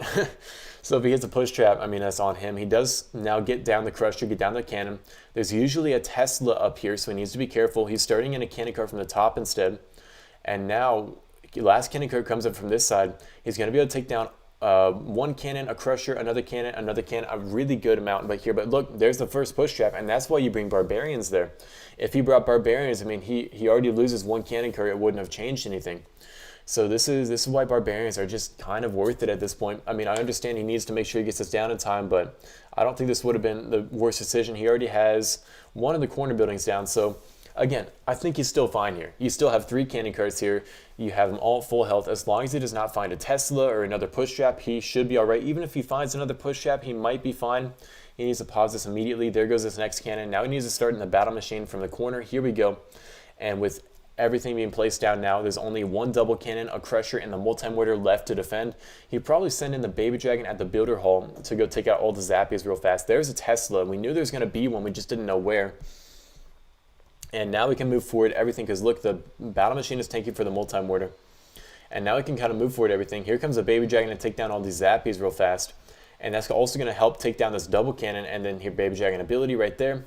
It somehow dodges the double cannon. Again, it doesn't really matter. He's still going to absolutely crush this base here. Battle machine ability onto the Crusher. And now to get the first 6-star when his team needed it most, this is going to be FJB taking down the second stage here with 3 cannon carts remaining here. And he's pausing his cannon carts, just having fun with them, kind of emoting with them. And that's going to be the first 6-star for Team Balalaika. So this is definitely looking like it's going to be a interesting match. Now what he needs to do is take down they need to get Gobos on a fail here, and now Gobos is going to be the one attacking next, so they need to get him onto a fail. We will have Itsu coming in here lastly to go up against Jacob's Clash, but man, it's going to be a close match here. Let's go see. So Max Killer is definitely a little nervous for his team. If Max Killer got a 6-star here, that would be a perfect position for his team to be in, but now they really got to hope they can get Gobos. Now, Gobos has not gotten a 6-star in the tournament yet either, unfortunately. He got a 2-star on day 2 and a 5-star on day 1. So it's going to be a big question of can they trip up Gobos here. Gobos, again, he's a really solid attacker still. He is one of the top players. I think he has, what, like a number 8 or 9 finish, so I mean he's a really solid attacker, and now we see him going in here, and Team Midnight Bash needs to be hoping they somehow get a fail here against Gobos. Gobos has a really strong strategy selected though, and Balalaika, not Midnight Bash, has a really interesting base selected. I mean, look at this. The Air Expo's on the complete outside of the base here. It is defended by the Lava Launcher, but 1 giant to take that down, and that's pretty much game. So they're trying to trick Gobos here. They're trying to probably mess with him a little bit. And this is a really interesting shape base, to be honest. I mean, we do see a lot of these defenses are pretty close by, so Baby Dragons will probably wreck this here. And he's switching to dropships, and what's it going to be, P.E.K.K.A.s or minions? He's waiting a second to decide what he wants to do here. He has the 3 dropships selected. And what is he going to do? I mean, here come the minions. Okay, dropships and minions. Dropships and minions. That's an interesting decision. He has archers selected too. And I don't really know what the archers are supposed to do.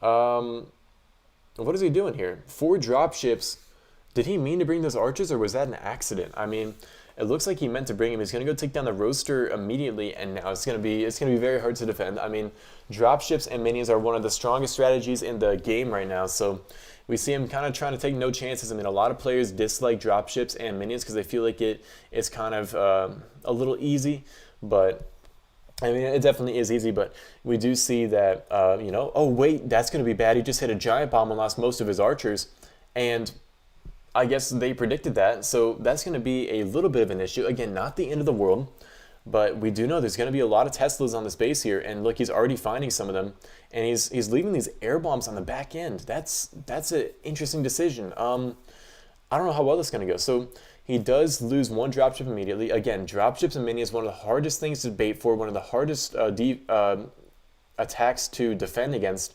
and you know, FJB is not looking bad at all for it. He is probably going to lose that air expo, unfortunately, but I don't really see his time failing, right? Right? I mean, he still has the battlecopter alive here. He does need to take out those minions still. Now the minions might get taken out here by this air bomb. So, oh, that was kind of a bad decision here. He used the battlecopter ability. So, that I don't know why he's doing it. Does he get this?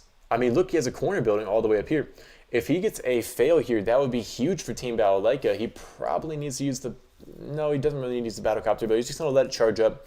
The big question here, though, is does he have time? If this battlecopter, I think it'll go for the Tesla next, but I don't know for sure. I think he might time fail here, to be honest. And that's going to put it completely onto the hands of team of Jacob and Itsu here to decide who's really going to win this. And look, it's going for the storage, and that's going to be a time fail. And that's, if he doesn't get down the storage in time, it's going to be the same % time fail that he got, that Max Killer got, making them completely tied. Does he get down the storage, or is he going to be up by one building? Up by one building, there is the fail they needed, and that's going to put them onto the same score. They're just, Team Itsu is just barely in the lead here.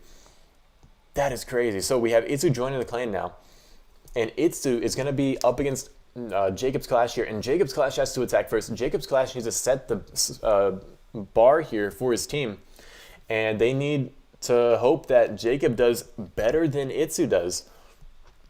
That's going to be difficult. That's going to be a really, really difficult thing. This is the closest match we've had at all today. I mean, that double fail from both teams, and now I know Max Killer is thinking to himself, man, if I just did not fail that first attack here, we could have been in the lead, and we could have probably won this one, but unfortunately, it's going to be down to the content creators now. We know that Itsu is probably one of, if not the strongest content creator in the entire tournament. I mean, him and Clash Bashing are kind of fighting for that title. So it's all up to Itsu, and this is, I mean, this is going to be a really challenging one. We know Itsu, he got a 6-star day 1, high 5-star day 2. He has not yet failed on the first stage. He has, I mean, a former #1 finish in the builder base, so we know Itsu is kind of the guy to beat here. I mean, he's definitely one of the strongest players in the entire tournament as far as content creators go, so it's going to be hard. I know Jacob's in a little bit of practice here, but is it going to be enough to take down Itsu? Let's go see. Let's just go give it a shot. I mean, everyone, we do know that Itsu's been using the baby dragons a lot lately, and so it's going to be kind of up to the enemy team Balalaika to make sure that they can maybe bait for the baby dragons, but we do see one defense going well so far, and now it's up to Jacob to defend against them. And it's gonna be interesting. I mean, we've seen some interesting attacks so far today, but I mean, this is probably the closest one we've seen. I think Jacob is attacking first. Right? Let me go see real fast. It should be Jacob attacking. Let's go give it a look here. All right, yeah, Jacob's attacking first. So. Yeah, it's gonna be close. Jacob needs to set the bar here for his team. If he can get if he gets a 6-star, they do not win the war. Yeah, like it's not guaranteed. They need to get Itsu on a 5-star. So I mean, I honestly would hate to be in this position if I were in Jacob's position. I would hate to be the player attacking first. Unfortunately, it's just how the brackets were set out. So it's gonna be really close. They definitely aren't out of this one yet. They just gotta kind of hope here, and look, it's gonna be hard. So let's go see. When is next match? It should be starting somewhat soon. We have it going in at roughly, I guess we're at 8 minutes ahead of schedule. Whoops.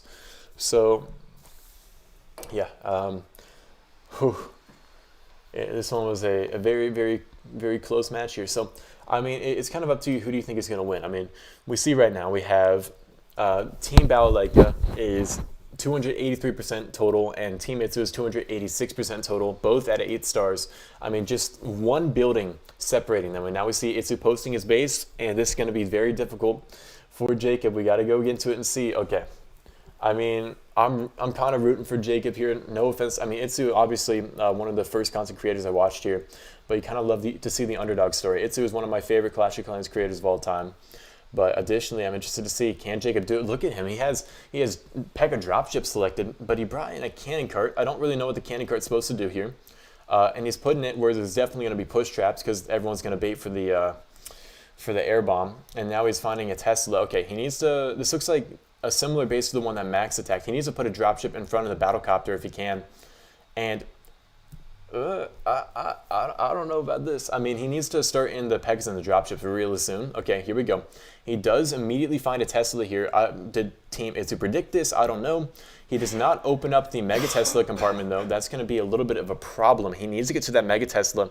But here comes the dropship ability here to open up everything. Oh, if that dropship, if he had let it get to the Mega Tesla, I mean, the lava launcher before he used the ability, he would be in a way better position here. But even still, look, he barely outranges a Tesla here. Now the P.E.K.K.A are going to walk around the base here. And that's not necessarily the worst thing because they're going to be out of range of the Mega Tesla this whole way through. And then it's going to give the battlecopter enough time to go take it down. And he has a lot of P.E.K.K.As remaining here. I mean, we have not seen Jacob get past the first stage yet in the entire tournament. But if there's ever a time for him to get past the first stage, this is when they need it most. So here comes, he needs a 1 P.E.K.K.A ability onto the Mega Tesla. He needs to make sure to do that perfectly. He has not gotten there yet. Oh, okay, Mega Tesla takes down that P.E.K.K.A. Okay, he uses the P.E.K.K.A ability, does not hit the giant cannon, but he is getting through the first stage here. That is what matters. If he can get a 5-star here, that's a really good place to be in. And if he can get a 6-star, it's an even better place to be in. And he has a P.E.K.K.A to test for everything, so now it's going to go, how much practice do they do for the second stage here? It is a very big accomplishment. Jacob is one of the few creators to actually get past the first stage, and now it is up to him. He needs to get at least a 5-star, I would say, and that's going to be a little bit difficult. So he needs to use this P.E.K.K.A to test for traps. He needs to probably send it in. I would say send in the P.E.K.K.A on this army camp, 2 cannon carts behind it. They can take down the builder hall, and he has a dropship. Why do you have a dropship selected? No, Jacob, please don't have a dropship. Bring in 2 cannon carts. Okay, I mean, I don't really know what the dropship is supposed to do here, and he's running it. He's going for it, and there might be a push trap over here too. This would be tragic. Okay, so he's pausing it. He can move it a little bit more forward, but he's not going to do that. He's not going to risk it. Battle Machine is starting in from the very corner. Oh man, I don't know how that's going to go. He needs to get the 5-star here. That's like the biggest thing here. So he needs to move this cannon cart forward to go take down this cannon. He's definitely going to get a 4-star. That's guaranteed right now. It's just, can he get the 5-star? Look, the guard post units are going to take down the cannon cart. Maybe. Actually, look, he puts down the P.E.K.K.A really quickly, and now he's going to be able to take down the guard post units. It's just, what is this dropship supposed to do? I mean, this is just, I would not have, I mean, if you're going to bring a dropship, bring 2 dropships from the top. You could have taken down all the cannons and everything. He needs to pause this cannon cart now. Okay, pause it now, please. There goes the cannon cart. You know, it's actually, you know, isn't necessarily over. He needs to, I don't know what he needs to do, I'll be honest. I mean, this is still not necessarily looking great, but I mean, it's not necessarily looking terrible. He needs to pause this cannon cart, that's for sure. And okay, it's definitely already in range, it's too far gone. And now he's just letting it clean up. He needs to keep the cannon cart moving, and he's going to be in range of a cannon. Okay, well, I mean, a 178% 5-star. Not bad. I would not have brought the dropship. The dropship definitely, it was definitely the wrong decision there. But still, that is a really solid attack here. That's going to put his team in a good position. And I mean, if Itsu 6 stars, Itsu 6 stars. I mean, there's no way they wouldn't have really won it even at the other side. But he did. We have not seen. He did one of the best out of any of the creators in the entire tournament here. I think he has the third best score, maybe the second best.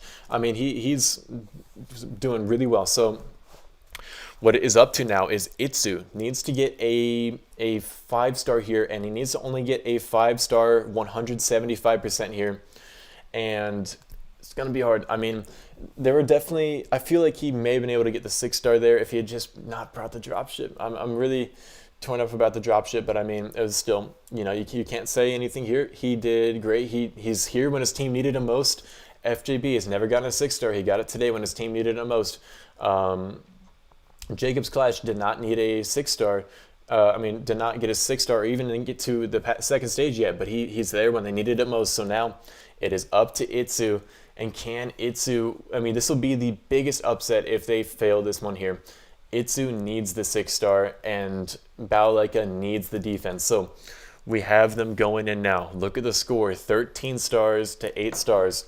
They need a 176% 5-star to win the match here. And it looks like they're running the same base that they used up against Gobos.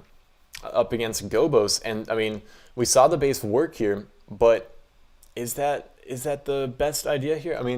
I don't know, unless they moved around the traps. I don't know if they moved around the traps. I don't know what they did. They really need to have moved around the traps. If they did not move around the traps, this could be really, really bad here. And it looks like Itsu is opting to stay kind of in with his strategy. Nope, wait, he's switching. He's bringing in archers. Is he going to bring in anything else? No, baby dragons. Baby dragons are coming back, it looks like. It took him a second here. But now, all baby dragons. Okay. Let's see it. Something he needs to remember, though. He might use his battle machine. That might be on purpose, but if it's not on purpose, if he forgot to switch the battle machine to the battlecopter, that's going to be catastrophic. Definitely for Itsu's sake here, I hope that was not an accident, and it looks like it was not. He's starting it from the top to take down the Air Expo. That's a really smart play here, and it's time. The baby dragons, super solid troop to get a 6-star with. Battle Machine's probably going to go towards the army camp next, but then I think he'll go towards the Air Expo. So let's go see what direction he chooses to take here. It'd be crazy if he goes towards the laboratory, but he does not. And now Battle Machine, he's also going to get Chain inside the base here, and that's going to be huge. Definitely, I feel like it may be a little bit of a mistake base building wise to give you so much value in one position. So he has 2 baby dragons already set down, and Battle Machine's still alive here. That's insane. So now he's working on this baby dragon at the top. Baby dragon does get through there, and remember, there's 2 Teslas over here. It's a nasty compartment to have to deal with. Now Battle Machine is going to go tank for the Mega Tesla here, which is actually huge. Here come both those Teslas now. The baby dragons look like they might group up together though, and that could be an issue, but he still has 2 baby dragons left surviving. It is not looking good for Team Baolaika right now. He does get down the first baby dragon, and now he needs to take down the second baby dragon. And look, he accidentally used a baby dragon ability here at the very top. And wait a minute, that could be a really big deal. Let's go see how, Elixir Sword just full health. I think that baby dragon ability means that Team Baolaika is going to be taking out Team Itsu. What? Team Itsu is getting eliminated from the tournament. Team Baolaika is winning the match here. That was not supposed to happen, man. That one mistake is putting it all out of the way. And the wrong ability here, it was just one mistake. Itsu he completely had that one in the bag here, and he used the wrong ability on accident. I've done that so many times, and that is absolutely an insane turn of events here, where Team Itsu just is going to be eliminated. That is so crazy. We see Itsu has done so many great attacks throughout this entire tournament, and unfortunately it's just all came down to one baby dragon ability, which was mistimed there. So that is gonna be it here. The winner of this match here is gonna be Team Baolaika. Nobody expected that at all. We knew Baolaika, they lost the first match 6 stars to 17 stars up against Team Itsu, and now they have just won the match here with what looks to be 13 stars to 10 stars. Double than what they had at the initial start there. So that is absolutely an insane turn of events here. I cannot believe that happened. I cannot believe that baby dragon ability is going to make it so that Team Itsu is eliminated here. So now what it's going to be up next is going to be Midnight Bash up against Team Balalaika. I mean, the fact that Team Balalaika has now knocked out Team Judo and additionally knocked out Team Itsu now, the strongest team in the competition. It's completely crazy. We thought Team Itsu was going to go face Team Midnight Bash in the next match here. That was what was expected, and now it's going to be Team Midnight Bash up against Team Balalaika. So let's go ahead. I'm going to go update some of the match timings. We're going to go to one of the brackets here, the schedule, and we're going to go see who's up against each other next. We do have Midnight Bash will be up against Team Itsu now. Team Balalaika. I'm still surprised by that match. And then the winner of that will be going into day 4. And then the last match of the day is going to be Children of Otto versus the Architects. So that was an absolutely insane end of the match there. And I mean, even if I were to be Team Balalaika, you gotta take that with a. Even if they lose this match here, they got to still somewhat have some victory in mind here. So we're gonna go ahead and get ready to get into the next match. There's still gonna be a little bit of a break in between here. So I'm gonna go make sure everyone knows that they're gonna be playing. But wow, what a end of events here. That I mean, that just shows you how complicated the builder base is. It all came down to just one baby dragon ability, one mistake there, and that is all it takes. I mean, that's all that needs to happen is the one mistake, one accident, and that would be everything. So unfortunately, that was it. I mean, we saw even, I think in the very beginning of Builder Base 2.0, Itsu held a tournament, and we saw that a participant in this tournament, his name was Bird, accidentally used one baby dragon ability, and that finished the match there. So it's gonna be interesting match. So there is gonna be a little intermission in between it now. We have the next match. I mean, we have the next match is scheduled to start in roughly 20 minutes. So yeah, that's gonna be the end of that one match. We're gonna take a little bit of a brief intermission here and just get everyone all scheduled so we know everyone knows who they're gonna attack. We're gonna have the Midnight Bash up against Balalaika now, and that is gonna be it. So I mean, everyone thought Team Itsu would win the whole thing. We saw that they were the really the team in the lead here, and then that one mistake, and that's all it takes is one mistake, and that's gonna be it. So I'm gonna go ahead and message everyone and make sure everyone knows who they're gonna play against, and I'll be right back.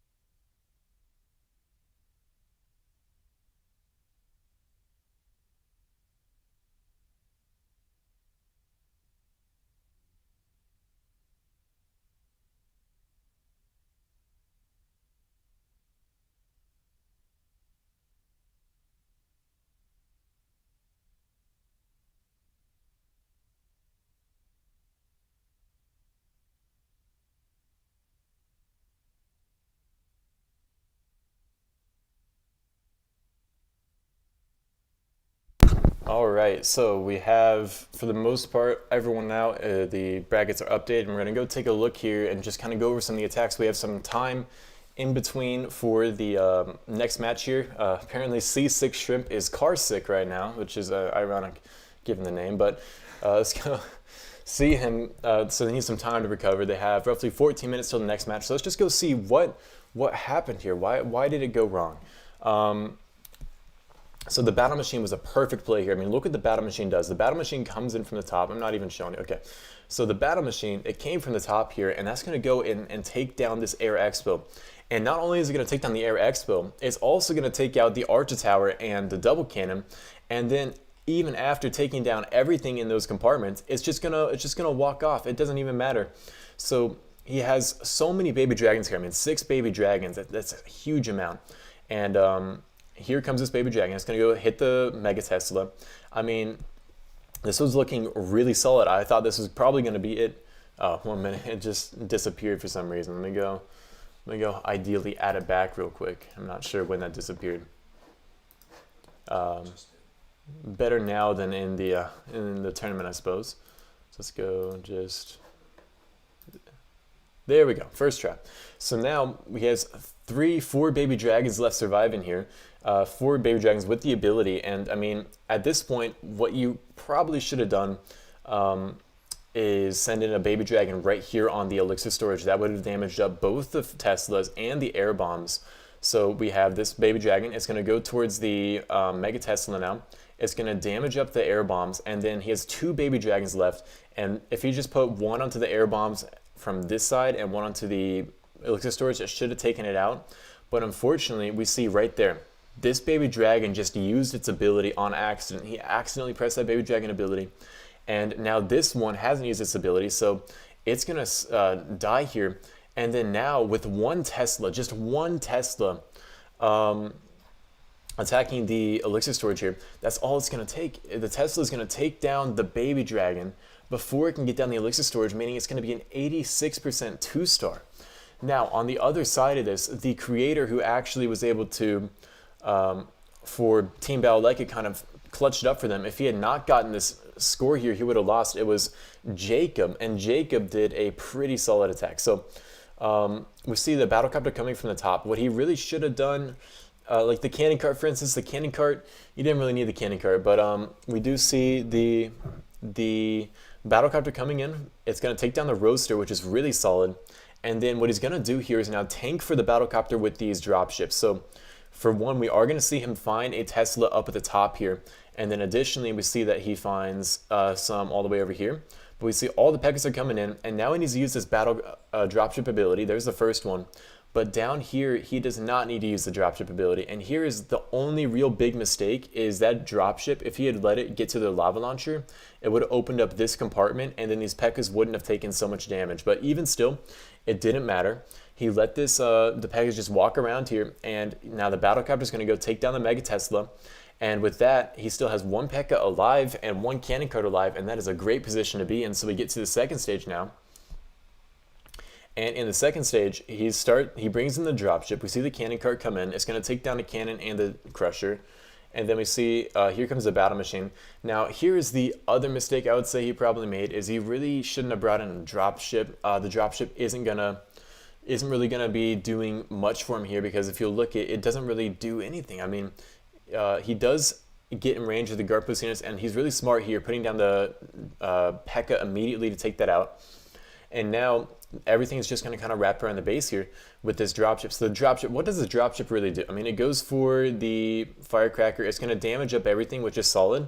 It isn't going to really benefit a whole lot. And so now it's kind of up to these to the cannon carts now. And the battle machine, it looked like he may even be able to get this one here, but unfortunately this cannon was just he was in range of the cannon cart with this cannon, so you know, he kind of just had to try and get it out of there, but it was still barely in range here, so it did not really matter. And then this cannon cart up top, unfortunately, was also in range of the multi-mortar, and then goes into the range of the cannon. He does get down the multi-mortar, which is good, and that did get him just enough percentage here to make sure his team would still be in the lead. I mean, it was a really, really close shot there. I mean, I'm pretty I'm pretty surprised he was able to get that one kind of clutched up for the team. I mean, again, Team Itsu versus Team Balalaika that was not what everyone was expecting to happen. I mean, also we do see that they got a really, I mean, this base here now, this base got 2 separate 2-star defenses against Team Itsu, and these Teslas are the reason they got those 2 stars both times. So we see the next time he brings in the minions and dropships, and here's one of the things that probably saved them. Is you see he's just going to go easily take out this roaster with these archers, and it looks like he's already tested for the traps there. And then look at this, he starts in the battlecopter, but now he's going to go send in 2 archers here. He should have sent 1 archer to test, because when he sends in both those archers here, 1 giant bomb is going to take them both out, and now all of a sudden he cannot take down this roaster. So the 1 archer is just going to kind of try and take it down, does not get there, and now here come the dropships surrounding the base. This one should have really been crushed, I'll be honest, but it doesn't really matter. And now everything's getting taken down. There goes the dropship, and then here goes down the dropship from the top. Here are all the Teslas now, which are going to take down the rest of what's remaining. And we saw this Tesla saved them against Itsu. Now this Tesla is going to save them against Gobos here. And, I mean, we saw Max Killer, unfortunately, did get a 2-star against them. And I mean, this is an incredible comeback. I mean, starting the match with a 2-star and being able to get a base that defended 2 times in a row is absolutely insane. And it was just the battlecopter. Now, one thing you may have been able to do is use the battlecopter ability and get him to kind of rush over there towards his Tesla and take it out. But honestly, it probably wouldn't have mattered. It was just unfortunate because no matter what, he didn't really lose to the Tesla here. He lost to time. There was a corner building anyway. He couldn't have got it down. He did get a good amount of percentage, but it was just too close. And now, additionally, to kind of put his team into the lead here, we did see that FJB came in, and this was a really nice attack. Even after he kind of recovered it a little bit, both the cannon carts from both sides here are going to be kind of taking down all these buildings to make sure his battlecopter is going to have a clear shot into the base here. And then now the baby dragons kind of are coming in. And Baby Dragon's going to go help him take down the Archer Tower, take down the Air Expo. And if he'd gotten this elixir storage down a little bit faster, that would have been better for the attack. Unfortunately, that was not the case. But now his battlecopter looks like it's about to go down here. He gets hit by the Mega Tesla. And then we see the Baby Dragon's coming in now. He does take down the Mega Tesla. He takes down the Air Expo. This Baby Dragon takes down the Lava Launcher. And then because he was able to get down so much with the Baby Dragons, he still has 1 Baby Dragon remaining here. And these cannon carts are going to go take down the rest of the base, essentially. He does put down the Baby Dragon onto the army camp, which he didn't really need to do, but, you know, it doesn't really matter here. That's what he was going to bring in the second stage. 4 cannon carts surround the base here, and it was looking a little close after he hit that push trap there, losing a cannon cart kind of immediately, but it doesn't really matter still. FJB was able to pull it off with 3 cannon carts remaining. I mean, using the Baby Dragon, he had a pretty good use for it too here as well. He was able to use it onto the builder hall here to go take down all the Zappies. And now with the 3 cannon carts he has remaining, there's just 1 Tesla, a double cannon, and the multi-mortar. And that was all he really needed. So he's going to take out the builder hall here. There goes everything. And now that's all it took. So, I mean, we do see that that his team, that was really all they kind of needed here was to, they needed some good defenses here. And they got 2 2-star defenses putting them into the lead here. So now we see it's going to be an even more difficult match ahead of them. I mean, Team Itsu was definitely one of the strongest, if not the strongest teams in the entire tournament. But, you know, who was also one of the strongest teams? They got a 17-star award, but who got the 18-star award was Midnight Bash, their next opponent. So this is really the story of an underdog team here. We do see that... again, up against a 3-time #1 player in the builder base, arguably the best player in the entire builder base 2.0 currently, C6 Shrimp, base building. We saw him bait not 1, but 2 separate players today, just getting their battlecopter down. I think all 3 attacks got baited, and then now we also have Jopo, a really solid attacker. We see him got 2 6-stars and 1 1-star. But he right now is on a 6-star streak with 2 back-to-back 6-stars. We know C6 Shrimp has 3 #1 finishes, and Clash Bashing has a 2-star, a 6-star, and a 5-star. So if we compare that to Team Balalaika now, we do see that FJB, He has a, let's see, a 2-star, a 5-star, and a 6-star. Max Killer has a 2-star, a 6-star, and a 2-star. And Jacob's Clash has 2-2-stars and 1 5-star. I mean, it's a really close match here. We know Team Midnight Bash right now, they are projected to go win this match here. If we're just looking at the statistics, if we're looking at everything about the team here, it's looking like they are the team that is going to win this. But then again, Team Itzu was projected to beat Team Balalaika, and even still, they did not get it down. So it's, you never know. You never really know. I mean, we know Jacob's Clash is doing super solid here now. We saw him get that really clutch 5-star there, and we see it's going to be a very interesting match here. So everyone's kind of pulling it out here. I mean, it's a very unfortunate turn of events for Team Itzu, and it is bummer to get them out of the tournament. I was really kind of excited to see the Team Itzu versus Team Midnight Bash, but I mean, you know, if Balalaika wins this match, I will be completely shocked. I mean, I don't mean to kind of give them a, say I'm not rooting for them here. I mean, obviously I'd love to see the underdog win, but you know, they are not projected to win this one. They're not supposed to win this one, and yeah, it's just really crazy all around to see how this is going. And now it's gonna be up to Team Balalaika. If they, for some reason, can get a 2-star defense up against Clash Bashing and Jopo, they might be able to pull this one off too. It's just C6 Shrimp. He has not failed in the tournament, not even once. Only 6 stars, and not just 6 stars. We saw the first match he had.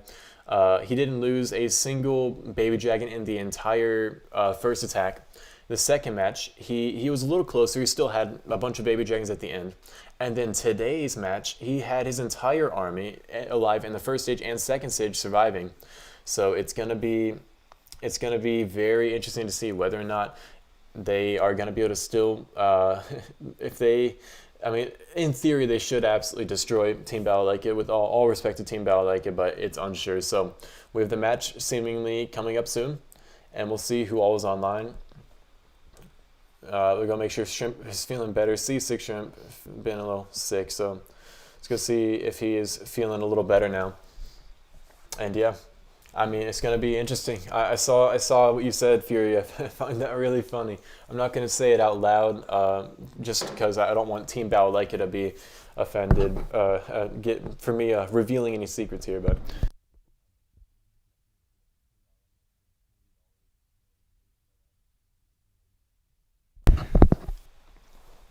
And Daniel, I'm sorry, Daniel. Daniel, I think, is the only player other than C6 Shrimp who's only gotten 6 stars in the entire tournament here. It was a very unfortunate end for him. I mean, I definitely do believe he probably made the basis for his teams, and he also, in addition, definitely carried his team here. I mean, only player, C6 Shrimp has gotten only 6 stars, and so is Daniel.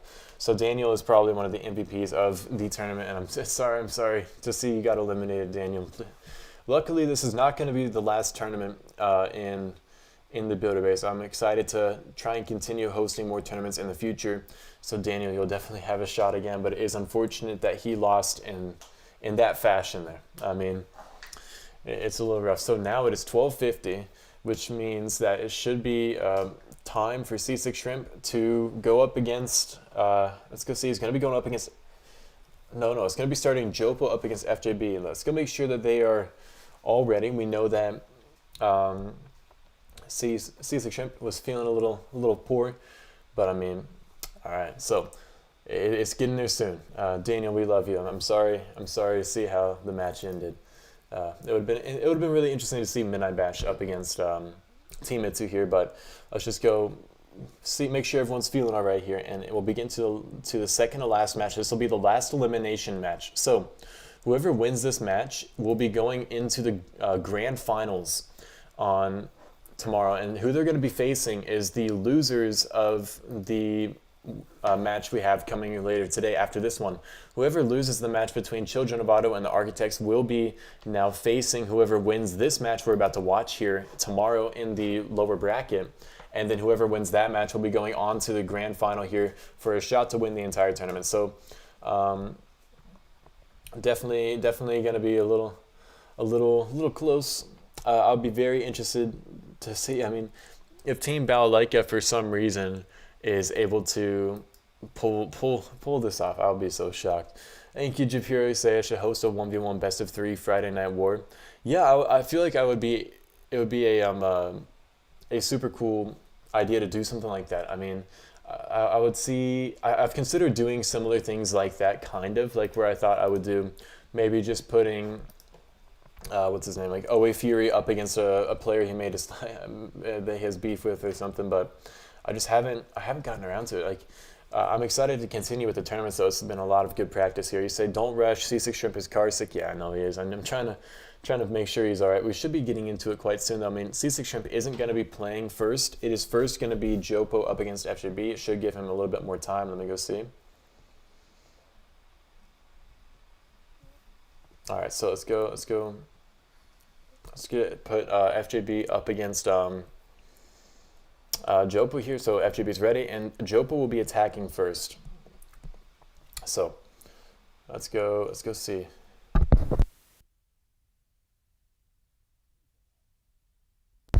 All right, so Jopo will be attacking FJB here. Let's go. It says, is he not in the clan here? Oh, I guess they must have joined. I didn't realize they left. So now it's going to be Jopo. I think they left to go share each other the bases to make sure they're all set. People don't think that what's his name? People don't think that Balalaika are going to be winning this one. It'll be very interesting to see if they can somehow pull this one off. But again, I mean, if you look at Midnight Bash's stats, they are definitely the challenging team to beat here with all their players, especially when you compare it to Team Balalaika, one of the few teams that does not have a #1 finisher on their team. We do see that Children of Auto and the Architects both have #1 finishers, and so did Team Mitsu. Now, they did take out Team Mitsu with all the #1 players, but now it's gonna be interesting. So it's gonna be Jopo up against FJB. How are they gonna pull it off? It turns out that FJB he possibly apparently bought bases for this match here, so it'd be interesting to see.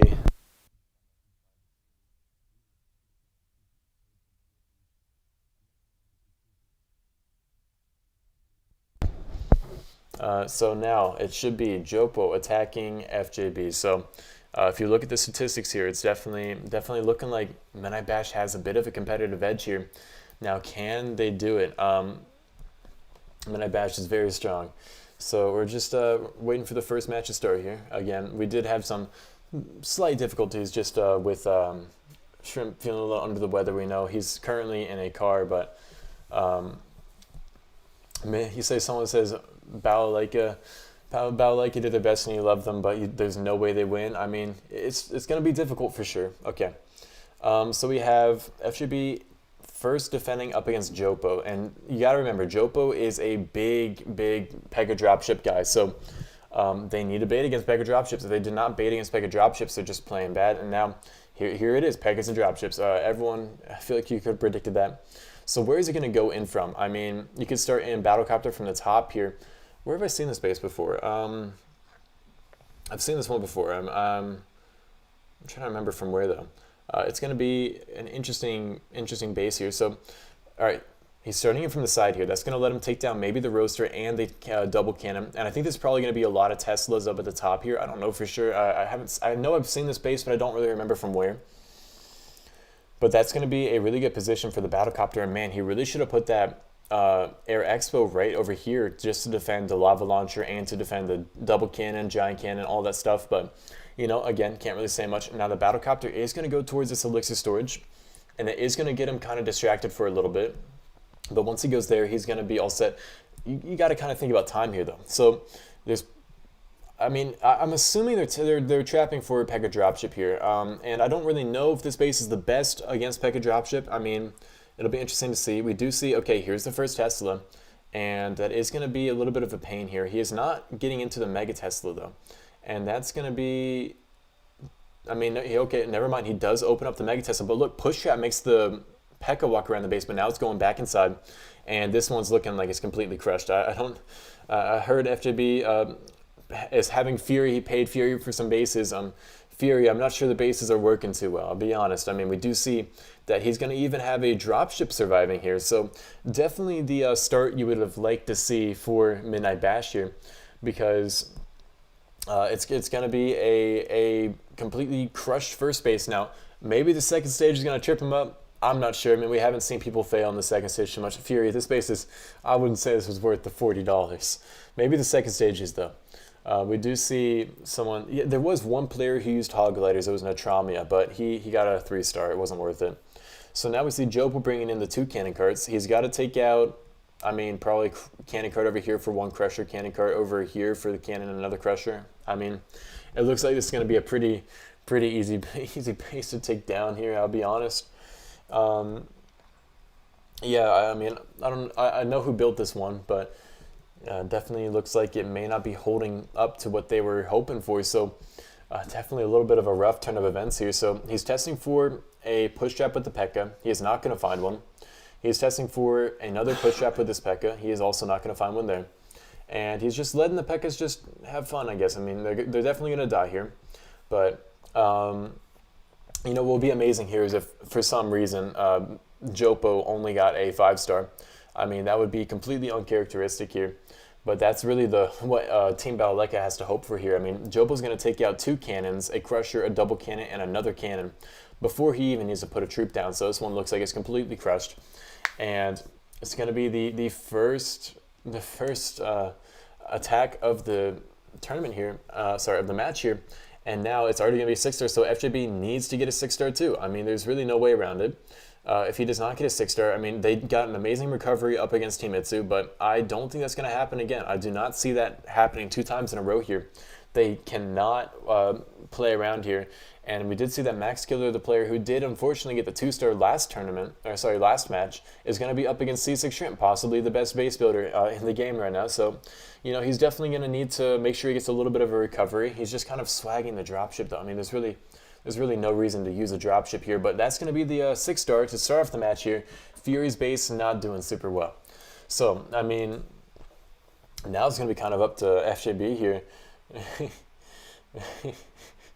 You paid $40 for that. Anyway, now FJB needs to take down Jopo here, and Jopo has left the clan for a second. I think he's going to go grab a base from C6 Shrimp. I'm not really sure what he's doing. I think he was just getting his attack out of the way. Let's go see when the next match is supposed to start here. Let's see. Our next attack should be coming somewhat soon. We're already a little behind, so just go see when Jopo should be coming back. I think he's going to go grab a base from C6 Shrimp real fast. Yeah, it is true. The baiting weren't really good. Yep, he's going to go grab the base real quick from C6 Shrimp, and now they need to take out FJB. If they really want to kind of overkill this match, they need to take out FJB. And it's going to be a little difficult. And, interesting. All these allegations of, okay. Oh, man. So it's gonna be difficult for FJB. I don't know how well he's gonna do here. I mean, obviously this is gonna be a pretty complicated match to win here. We already knew it. I mean, you're up against Midnight Bash, the strongest team in the tournament. But you know, even still, he's gonna still try. Jopo is back, C6 Shrimp is back, and now we're into the next match here. And I mean, FJB needs to be careful. I mean, you got to know that they're baiting exactly for FJB, and FJB is using a really easily baitable attack. I don't know if that's really a great word to say that, but it's going to be a very, very interesting thing to see here. We know that's what he does. I mean, one thing about him though is he goes and attacks bases at really weird angles, and I don't know if it's on purpose or on accident, but he usually avoids traps just because he goes at such. I mean, honestly, some of the times he attacks bases, it's like he's attacking from the worst possible angle. But he's up against this base that I think I saw him fail on it yesterday, so it's definitely going to be a little bit of mind games. I don't know if they watched that replay of him, but it's going to be a difficult one. Now, what he likes to do is send in the battlecopter from the top by the builder hall and then funnel out everything with the cannon carts. It's going to be hard. We saw Peter actually 6-star this base with dropships and P.E.K.K.A.s, and look at this. He starts in a cannon cart from the top, a really risky. See, I mean. He puts his cannon carts in objectively the most risky positions, and then battlecopter from the top right here, no Tesla. Now, the reason he failed against this base yesterday is because he got baited by somebody with a bunch of Teslas up top. So I've never seen him attack this base without getting baited. It's going to be interesting to say the least. So people are asking, how often are people using ground bows? That's a good question, because this is the only ground expo we've seen in the entire tournament.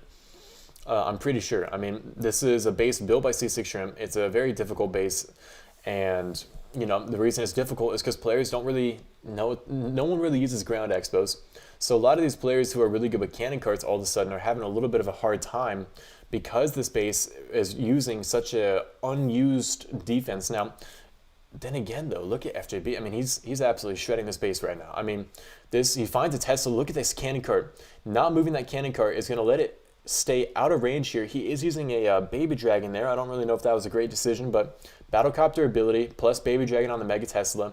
There we go. Come on, battlecopter ability. Okay, or not. I mean, that's fine too. Okay.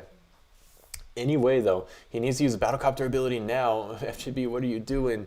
He's going to lose the baby dragon. He didn't need to lose that baby dragon. He needs to pause his cannon carts. I mean, he's still getting through the first stage. Now it's going to get onto the second stage. How does he get the second stage down? I mean, that's the big question. I mean, he did definitely lose a few troops he didn't need to lose here. I mean, that baby dragon on the Tesla wasn't super necessary. He had plenty of time. But even still, he's just going to go into the second stage. I hope he learned his lesson, though. He did not test for traps with the baby dragon, with the cannon carts in the second stage, and he found a push trap. And look, now he's bringing in the barbarians. There you go. He learned his lesson. It's a very big character development moment here. He needs to pause that cannon cart now. Good. And that's going to let him stay out of range of everything. He finds 2 bombs up there. Now he's going to send in 1 cannon cart. Here come the guard post units. He needs to send in the... Oh, does he see this? He needs to send in barbarian now. He needs to send in probably another cannon cart, to be honest. It's going to be a dead cannon cart. Yep, okay. That's really bad. Okay. He sends in another cannon cart now, and unfortunately he does lose it. Now he needs to get to both corners. I would honestly... He needs to start in his battle machine very soon here. There's only 1 crusher on this base, though. That's interesting. Usually you see 2 crushers on second stages, which make it a lot more difficult for the battle machine. But now, what does he do here? I would say start in battle machine right here, right now. Yep, there we go. Starts it in, I mean, kind of right there. These cannon carts might be able to get to these corner buildings in time, and that's really what's going to matter. He's already in range of this cannon. He does not need to move his cannon cart. And now he needs to just make sure he outranges this multi-mortar here. He should be able to. There we go. Cannon multi-mortar is outrange. Battle machine is going in from the top. It's going to get triggered onto by the double cannon. I think he's going to time fail. That's what it's looking like right now. I mean, only 50 seconds left here. He needs to make sure he can get through the rest of the base. He can send his cannon carts that now, though. Okay, there we go. Both cannon carts are being full sent. He has the battle machine ability now onto the first double cannon. There it goes. He dodges a Tesla there. That's crazy that he's not in range of that Tesla. He needs to really, really send in his cannon carts now. Okay, well, that was a bit of a mistake. Now we're going to see him running into a little bit of an issue here. It is going to be a 5-star, though. And now it's not really the position you want to be in. If you're Team Baholeika, you're already down by 1 star here. He is going to just let this cannon cart just get down some more buildings here. But this is going to be a time fail. So what went wrong there was just the fact he lost that 1 cannon cart over there to the guard post units. He didn't think quick enough, and that is really what's going to make this a fail here. Even still, though, he does get a 175% 5-star. Not terrible. It's not great, not terrible. So now he needs to continue there. And what he also really should have done was use the barbarians on the corner buildings too. So there's definitely a few things he did just a little not smartly here. But now it's going to be C6 Shrimp attacking a Max Killer. And here we go. We've not seen C6 Shrimp fail yet. If he fails against Team Baholeika, that would be absolutely terrible. FGB saying he shouldn't have brought the barbarians. I think the barbarians are fine. I think he probably should have tested a little more. And now here we go. Max Killer is defending against C6 Shrimp. We see him using a base I think we've seen in the tournament already. I think Fury used this base, didn't he? Interesting. So what is he going to do here? I would say C6 Shrimp can take out the air bombs with archers and a cannon cart, and then he could take out... that's about it, I guess. I mean, you could take out the air bombs pretty easily. And again, we know, I mean, I'm kind of sitting here thinking, like, do we even really need to watch this? Like, I'm pretty sure we already know C6 Shrimp is going to 6-star, but I mean, you never know. We knew Itsu was one of the strongest players here. But we haven't actually seen Itsu take out. No, sorry, but we saw Itsu fail here, which like it's not because he's bad. It's just he made a mistake, and we know that Seasick Shrimp, he might be the best player here, but he's not. He's not immune to mistakes either. So what is he gonna do? He's probably gonna take out this air bomb, and then he might try and take out this roaster with archers. That's what I would assume. So let's see, how does it work? Here comes the archers from the very top. Here comes the cannon carts for the air bomb. I mean, this would be probably what I would have baited if I were Team Balalaika, but I don't know if they baited for this. Let's go see. Archer's going to go all the way there. Okay, there's one Tesla. That's a good pickup here. He is going to take out the Tesla now with that with the cannon carts. He's already taken down the Archer Tower with the archers. It's looking pretty solid. We did see Seasick Shrimp again. He swagged his entire army up against. Look at that. He even knows he only uses one archer onto that Archer Tower. I mean, he just knows the interactions so well. So now Battlecopter's coming in from the top. And there's probably not going to be that many Teslas here. Here comes another archer just to funnel out for the baby dragons. And then the baby dragons are just going to slide in here and finish off the base here, I'm assuming. I mean, they're going to take down the air bombs. And this one's not looking good for Team Balalaika. They need a 6-star. And they need either Max Killer to get a 6-star and Jacob to get a 6-star or something crazy to happen here.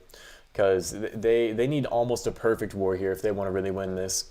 I mean, they're still giving Midnight Bash kind of a good fight here with the 5-star, still putting them in a pretty good position. But right now, this is looking like it's going to get absolutely crushed by Seasick Shrimp here. And let's go see. Battlecopter's going towards the roaster, though. And it's not in range of the Tesla barely. That's actually crazy. So Battlecopter's going to be fine. Ability is triggered, and then he's just going to send in the baby dragons. And, you know, one baby dragon is not raged up. That's really not the end of the world. This one's about to be. And then here we go. And there goes pretty much the entire base. I mean, you know, it's honestly not, it's kind of close, to be honest. Like, he's going to only have one baby dragon remaining, and he should have a good amount of time. He has 2 candy cards. This should be a pretty easy 6-star. It's still, I mean, a little close here, but with how many seconds remaining? 6 seconds remaining. I mean, wouldn't have been crazy if Shrimp time failed there. That would have been wild, but he does get this one still. So let's go see. Now he's on to the second stage, and he's attacking a second stage which Seasick Shrimp built himself. So if anyone's going to take this down, it should be him. I mean, he should know how to take it down. And I mean, really, the baby dragons should absolutely crush it. I mean, you have one ability here, one ability there that'll take down like most all the firecrackers. He should have this one pretty well into the bag here. So it'd be crazy though. If Seasick Shrimp gets a fail here, that would be probably the biggest turn of events here. I mean, if he gets a 5-star and then Max gets a 6-star, then it's going to be up to Jacob and Clash Bashing, but I don't see it happening. We see Seasick Shrimp is already switching to a new army here. He has the Hog Gliders. So someone asked if anybody had used Hog Gliders yet. There you go. There's the first instance of Hog Gliders being used in the tournament, apart from Natramia in day 1. And what are these Hog Gliders going to do? I guess they can go take out both the cannons here, and then he takes out, yeah, here comes the cannon cards. Look at what these cannon cards are going to do. They're going to absolutely destroy the auto outpost, double cannon. I mean, this is going to get kind of crushed here by the cannon cards. And then he still has 3 barbarians. He can just throw 1 barbarian in each corner. That's going to be fun. He's going to let these cannon carts attack the auto outpost now, and then he's not going to get into the range of the barbarian yet. And this is looking like a super solid attack already. And then now he needs to... Oh, okay, interesting. So he's going to let the cannon carts just get a mortar shot off. You know, I haven't really seen that interaction before where you use the cannon carts, instead of putting them into the machine gun mode, you use them into the mortar mode and let them get like a mortar shot. I mean, honestly, that's a really smart move there. I might have to start stealing that from him. And then anyway, now we're going to see he's taking down the double cannon, and then two Hog Gliders on each cannon is going to finish that off. And this looks like it's going to be a 6-star. I mean, we know Seasick Shrimp, this is his own base. If anyone's going to take it down, it should be him. And it's looking like that's exactly what's going to happen here now. I mean, he even still has the baby dragon surviving here. It's going to be completely crushed. And then here comes the next Hog Glider over here to go finish off that cannon. And that should be it. I mean, he has to use a baby dragon to go make sure that Hog Glider survives. But that's the match there. That's the 2 6-stars for Midnight Bash yet again. This is the... How many matches is this? I think the 2nd or 3rd match in a row where they've started with 2 6-stars. I mean, truly a really good performance from Midnight Bash. I mean, we haven't seen any other team going perfect like this consistently, and now Team Midnight Bash has done it 3 times in a row. So now it is going to be, it's going to be Max Killer up against C6 Shrimp. Going to be a very difficult one to kind of do here for him. I mean, we know C6 Shrimp is one of the best base builders here. We saw him trap 3 separate opponents in the last match, and now Max Killer, who we already know is having a little bit of a rough day, is going to have to go against him. So it's going to be very interesting to see, can Max Killer take this one out? It's going to be up to him. Last match we saw that FJB had to kind of put his team on his back here and make sure he could clutch up the match for his team. And now it's Max Killer's turn to do that for his team. If he can get a 6-star here, that's going to keep them in the running here. And then what they got to hope for is that Clash Bashing gets a attack that is at least 1 star lower than what Jacob Clash will do. So it's going to be interesting. Let's go see. Should be Shrimp defending against Max Killer. And I don't really know what he's gonna be baiting for. I mean, it's very hard to predict Max Killer because Max Killer, I mean, he hasn't played in so long. He's one of the few players in the entire tournament that C6 Shrimp really doesn't have any experience playing against and doesn't really know what they use. I mean, he knows he uses cannon cards, but he doesn't really know how he uses it. So it's gonna be interesting. Can Max Killer clutch up for his team here? It would be a really incredible turn of events here if Max Killer gets a 6-star and then they somehow eliminate Midnight Bash here. I mean, that would be the most impossible occurrence here, but we'll have to see. C6 Shrimp should be posting here in a second, telling him good luck, and now it is time for Max Killer. I mean, a 2-star here, and this war is pretty much over. I mean, there's really no way to overcome it. Unless like Clash Bashing got no. Let's see. Unless Clash Bashing got a 0-star or a 1-star and Jacob got a 6-star. But and look at this base he's up against. This is a difficult base here. This is a really, really difficult base actually for cannon cards, especially. We know Max Killer loves his cannon cards, and that's exactly what he's going to be trying to use against him. And this base, it looks way easier than it should be, right? Because you just put archers here, archers there, and then you need to take down this archer tower, use some minions.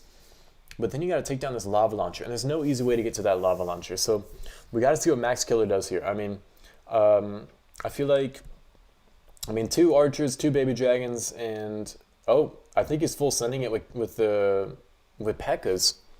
I mean, this isn't a bad P.E.K.K.A. base to go against, I'll be honest. It's just, does Max Killer have the skill to get this one down is the big question. There's going to be a Tesla up here, and then I would imagine he's going to put a bomber onto the laboratory.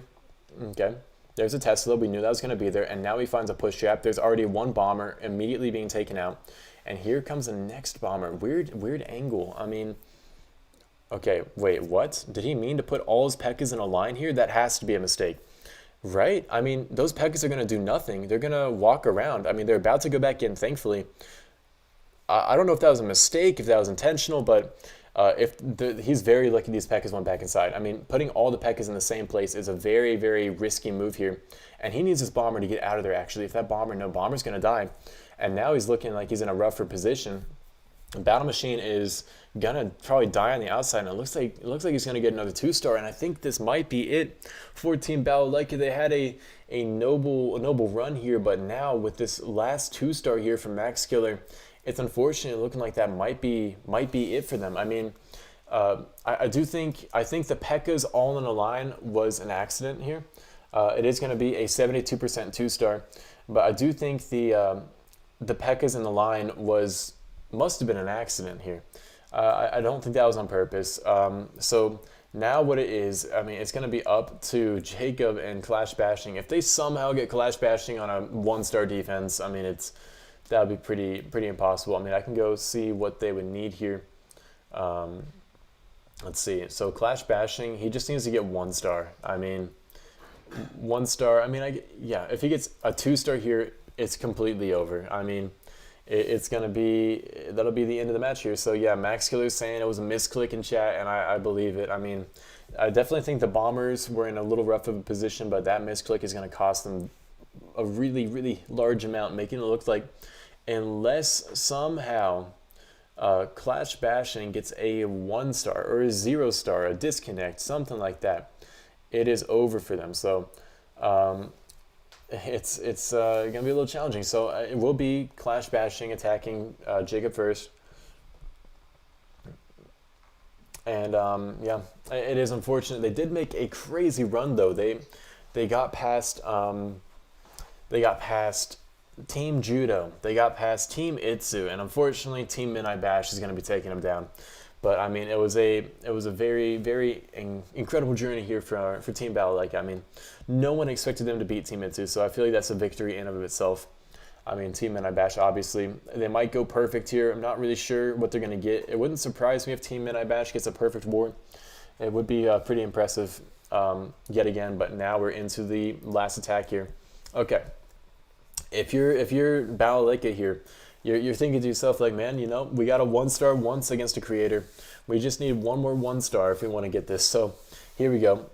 Clash bashing, switching back to Pekkas and dropship.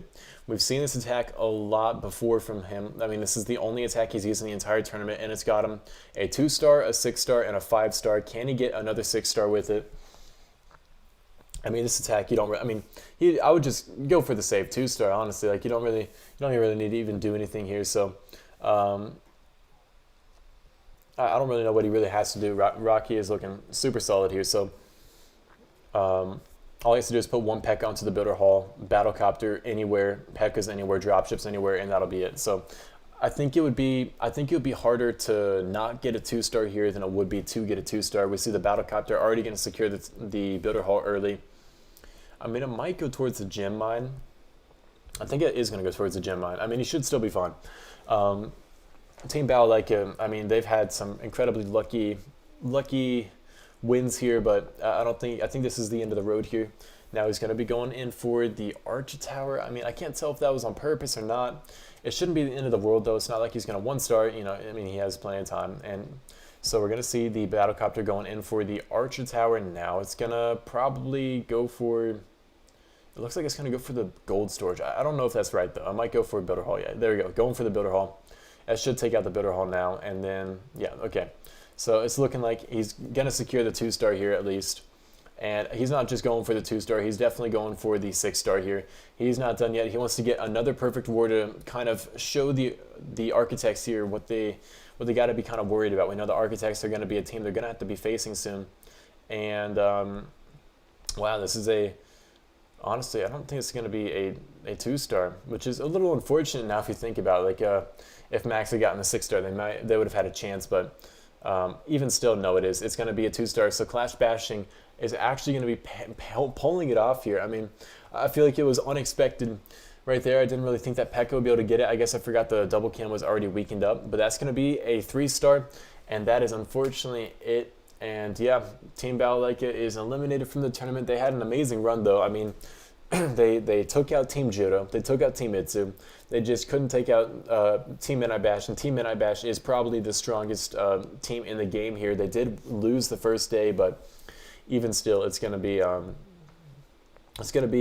really good start here. So that is unfortunately it for Team Balalaika. Really good start for them, though. I mean, I would say for the team they are and for how quickly they had to come together, it was a great start. And now Jacob is going to need to just kind of show for his team, just get as good of attack as he can get. He's probably going to start, Bash is probably going to start a P.E.K.K.A right here, 2 cannon cards, take out all of these buildings, and that should be it. So it should be a pretty, at least a 5-star, if not a 6-star, and this was a really solid attack from Clash Bashing. I mean, again, Clash Bashing failed on the first stage in the very first day of the tournament, but since then, this is now his 3rd attack in a row where he has gotten to the 2nd stage, showing that he is going to be a very consistent player. I mean, we know that Beaker's Lab has not gotten to the to the 2nd stage yet, and Carbon Finn has gotten to the 2nd stage 1 time. So to see Clash Bashing, who's gotten to it 3 times in a row now, showing that if it comes down to a tiebreaker with the creators, he does have statistically a better chance to win the tiebreaker for them. I mean, Team Midnight Bash is just looking so strong overall, and this isn't just because they got a strong creator. This is because Team Midnight Bash has done some incredible training with Clash Bashing to teach him the strategy. I mean, yes, the strategy objectively is a little bit easy, but also the strategy to be able to use it this consistently shows that he's been able to kind of train a whole lot with him now. He could send this cannon cart all the way to the Crusher. I guess he'd be in range of the guard post units. That's the worry there. And now here he goes. He's taking down both the Crushers. Battle Machine's going to come from the corner. And this one's looking like it's going to be at least a high 5-star. He might be able to get a 6-star here, to be honest. I mean, this would be the second perfect war we would have seen from Midnight Bash here. I mean, they're the only team to have gotten a perfect war in the entire tournament, and then now they would be the only team to get it twice in a row. I mean, I don't know for sure. We do see that this cannon cart is getting killed by the multi-mortar, and now he's sitting in another cannon cart to go try and take out that cannon up at the top. I mean, he has plenty of time. It's just, does he have the force to get through this? We do know this cannon up there is already weakened up. Crusher's gone. It's just, I don't really know if he has the force to do this, so it is looking like it's going to be another high 5-star from Midnight Bash, but man, that is just showing that he is a really consistent player. We do see that Midnight Bash has now gotten 17 stars, 18 stars. I mean, nearly perfect. I mean, especially all things considered, with the top players going against some of the hardest bases in the game. The fact that Clash Bashing is out here consistently getting to the second stage and getting high 5-stars just shows how strong of a team they are. If I were the other teams, I'll be a little nervous at this point. I mean, Clash Bashing just going all out to get the extra percent that he can here, being a 178% 5-star, putting his team in a really nice position. So now it is up to Jacob just to kind of give his team as many stars as they can. Let's go see whether or not Jacob can get a good amount onto Clash Bashing here. Here we go. I mean, you know, it doesn't really matter here. It's already over, but you know, he's going to put his team as high up as he can just to kind of show whether or not his training was really well. I mean, it'll be interesting to see. He does have the dropships and the P.E.K.K.A selected. And we did see this base, I think, get taken out by dropships and P.E.K.K.A, and look, he immediately finds a trap. He's going to send that cannon cart forward, but it does not matter. And that is going to take out the cannon cart. Not a good start here, and you know, this is where Seasick Shrimp really dominates. Seasick Shrimp is just so good at trapping these bases here that it's really kind of impossible to take him out. Because he's just so smart. He knows what the opponent's going to do, and he traps perfectly for it. So now we're going to see, there's another bomb over here, so he is going to start the first P.E.K.K.A. Here comes in the dropship. Battlecopter's working onto the roaster. And then now we got the first drop ability. He needs to use it now. Does that open the wall? It does. He has all three of the P.E.K.K.A going in one spot. I mean, that's not ideal. We do see the Teslas are in the same position they were in for Alvaro 845. And it does not much matter, though. This is going to be... I mean, I don't know. I can't tell if he's getting this or not. We do have the P.E.K.K.A walking around now. And unfortunately, I don't know if he's going to get this one. But the screen froze. Okay. Yeah, that's unfortunate. One moment. If it's any consolation, it wasn't anything crazy. I'll go back over the attack. I'm not sure why the screen froze there, but we do have it. Yeah, free spell.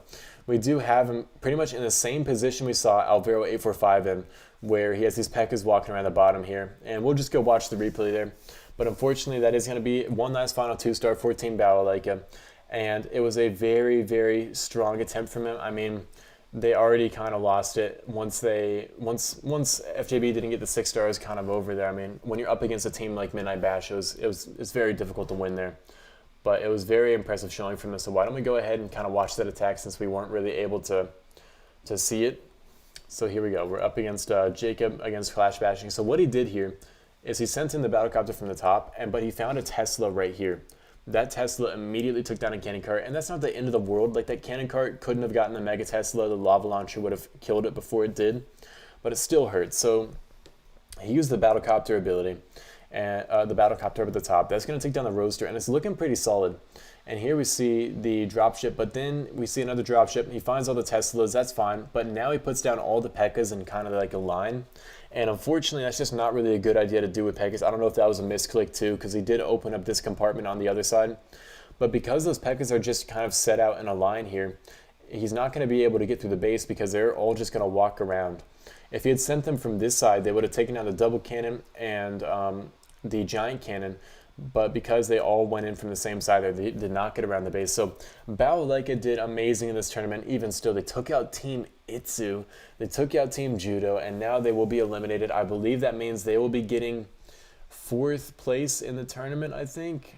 Yeah, they do get 4th place in the entire tournament, which is an amazing accomplishment. They finished up above some of the strongest teams in the tournament, so that was awesome. So now we're going to be waiting for our last match of the day, which is going to be, it's going to be the Architects up against Children of Otto. So We do have Children of Otto, of course. Children of Otto have been winning a whole lot of the attacks here. They have Galaxio, who's finished number 6 in the world. They have Scion, who's finished number 1 in the world, and Beaker's Lab, who has done a good amount of training with them. I mean, they've had a week to train, so you have to imagine they're doing quite well. But on the other side of this, you do have the Architects, which does have Psychopath with a number 11 finish in the world. Hallow, who has, or Bliblop, I guess, who has a number 1 finish in the world, and Carbon Finn, who as well has done a lot of training. So it's going to be a very difficult match here, and that match will be starting somewhat shortly. So it's going to be, I mean, you can already take your votes here. The winner of this match will be going on to the grand final, whereas the loser of this match is unfortunately going to be going down to the lower bracket, but they will not be eliminated. If we go look at the schedule here, whoever wins this match right here is going to go down into the lower bracket, and they're going to go against Midnight Bash. And then Midnight Bash is going to be, if they win, they'll be going up against the winner of this match we have now. If they lose, the winner will go against the winner of this match. So, I mean, it's going to be a very interesting match here. It's the only match today that is not an elimination match. So these teams got to kind of be feeling pretty good about themselves. We're going to go take a look and see when this match is scheduled to start. It should be starting somewhat soon.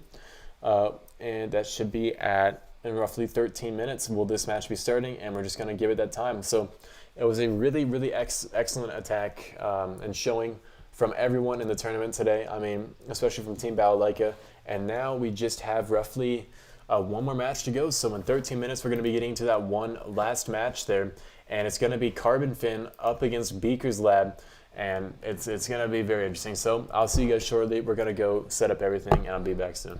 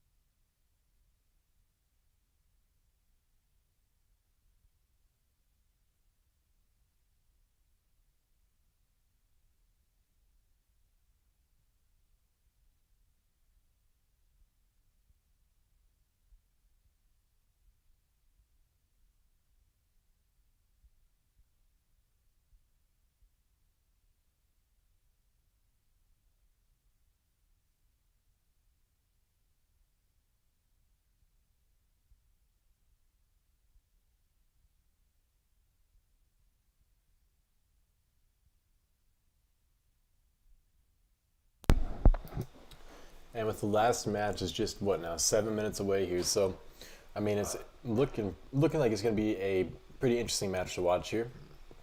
We should have everything kind of getting arranged now. We're having Carbon Finn join the clan, and we're also having Beaker's Lab join the clan.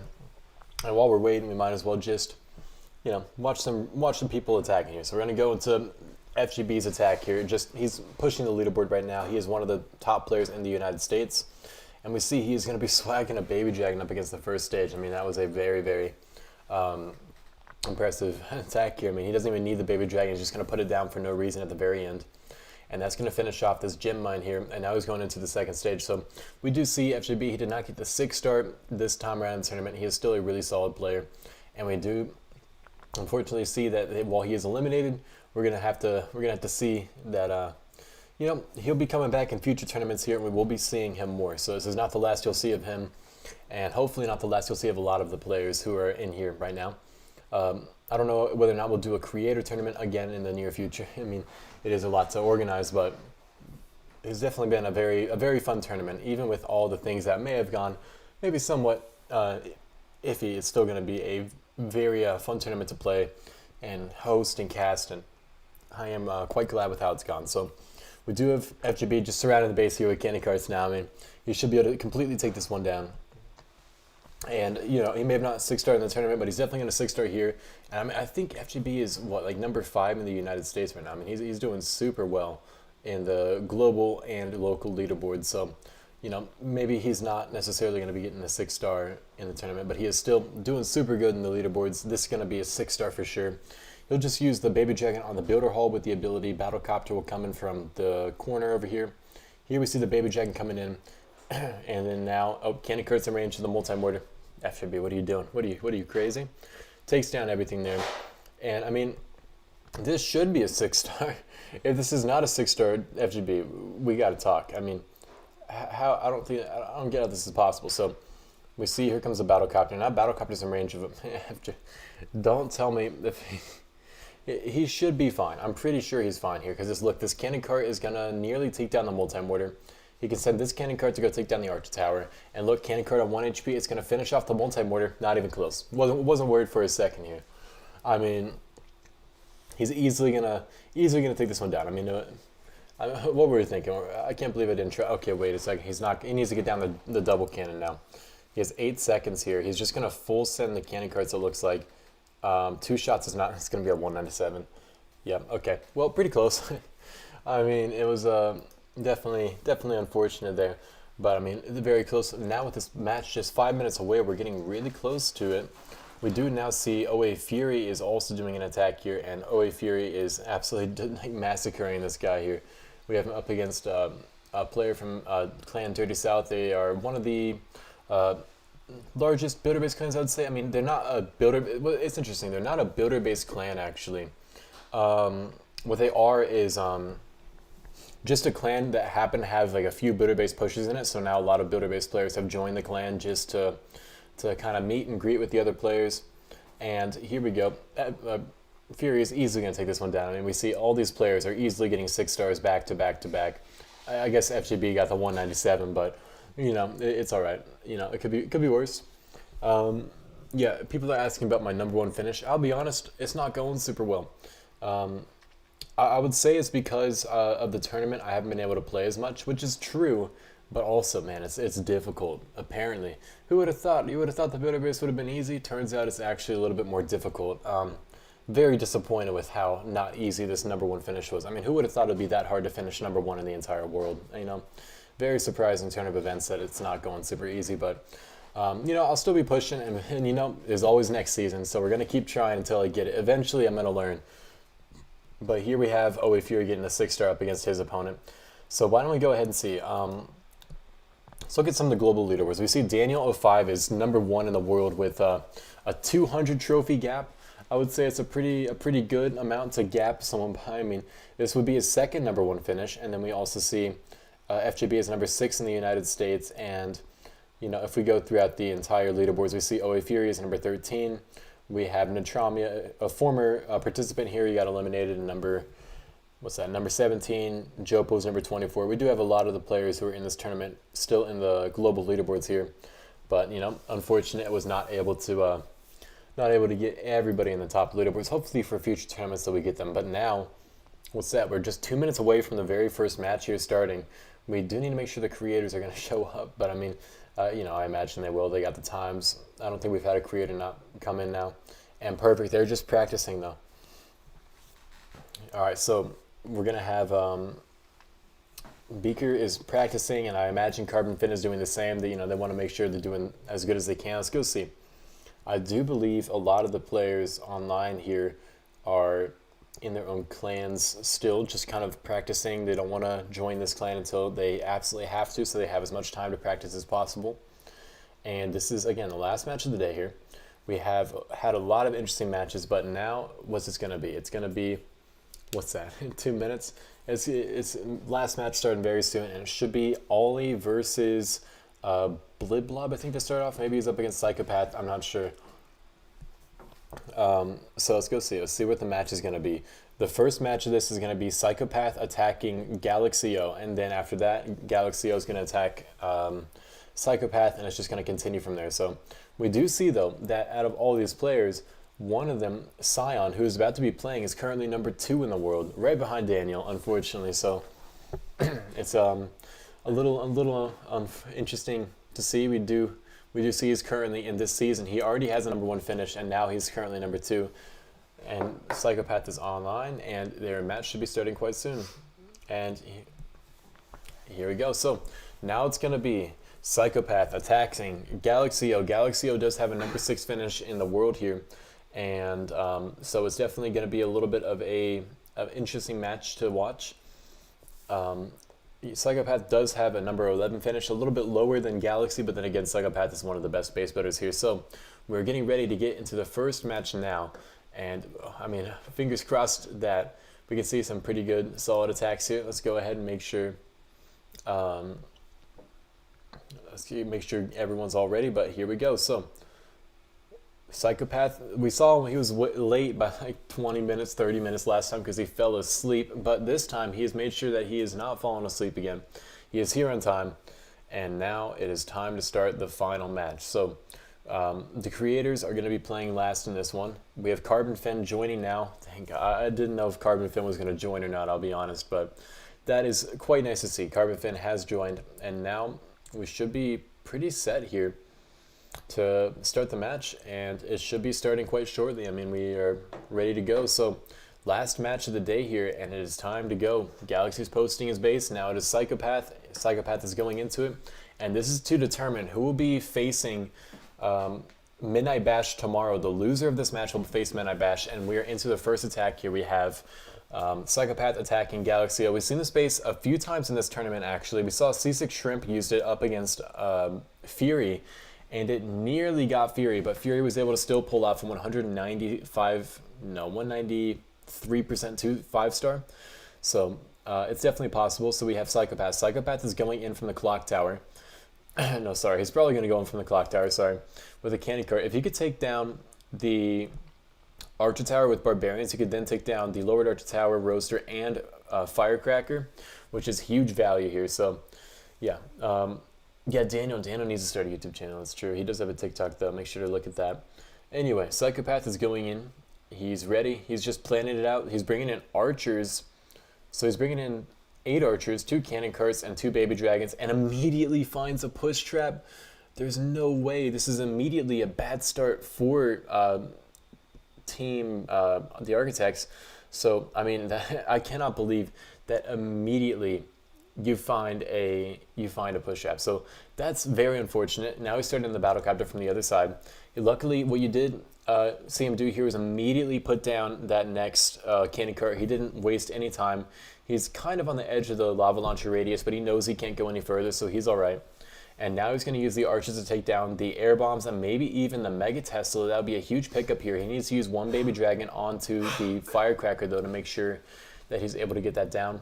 And he finds a Tesla. I'm going to be honest, it's not looking great. I mean, this base is very complicated for these style attacks. We do see the archers get taken out. So he's using a lot of time here. He does not have much more time to go, especially because he lost that cannon cart. Losing that cannon cart is definitely going to shake everything up. He needs to use a baby dragon ability so it hits everything, but it does not hit the firecracker.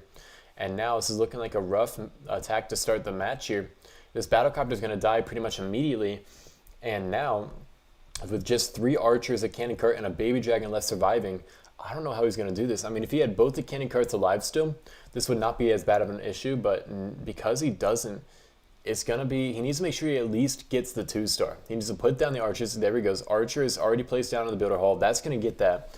That's out of the way. But unfortunately, it's going to be a 2-star. There's no way to recover this, especially now that that lava launcher hit the cannon cart twice. This cannon cart is definitely going to die. He finds a bunch of bombs over there. So he's just trying to secure percentage, but this is not the attack they wanted to start out with. So now it's at the Galaxy to fire back. We've seen Galaxy, I think, has gotten 6 stars every single attack in the tournament as well. One of the few players who have gone perfect.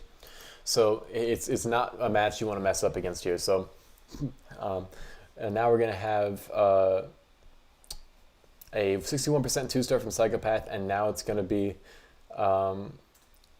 let's see. Psychopath is going to be defending up against Galaxio. So that push trap really messed up everything, and that's going to make it a lot more difficult. So now it's going to be very, very hard. And so let's go ahead and see. Psychopath needs to, again, they are the best base builders in the entire builder base, I would say, this clan. So it needs to be they need one of these good bases to kind of pull out now.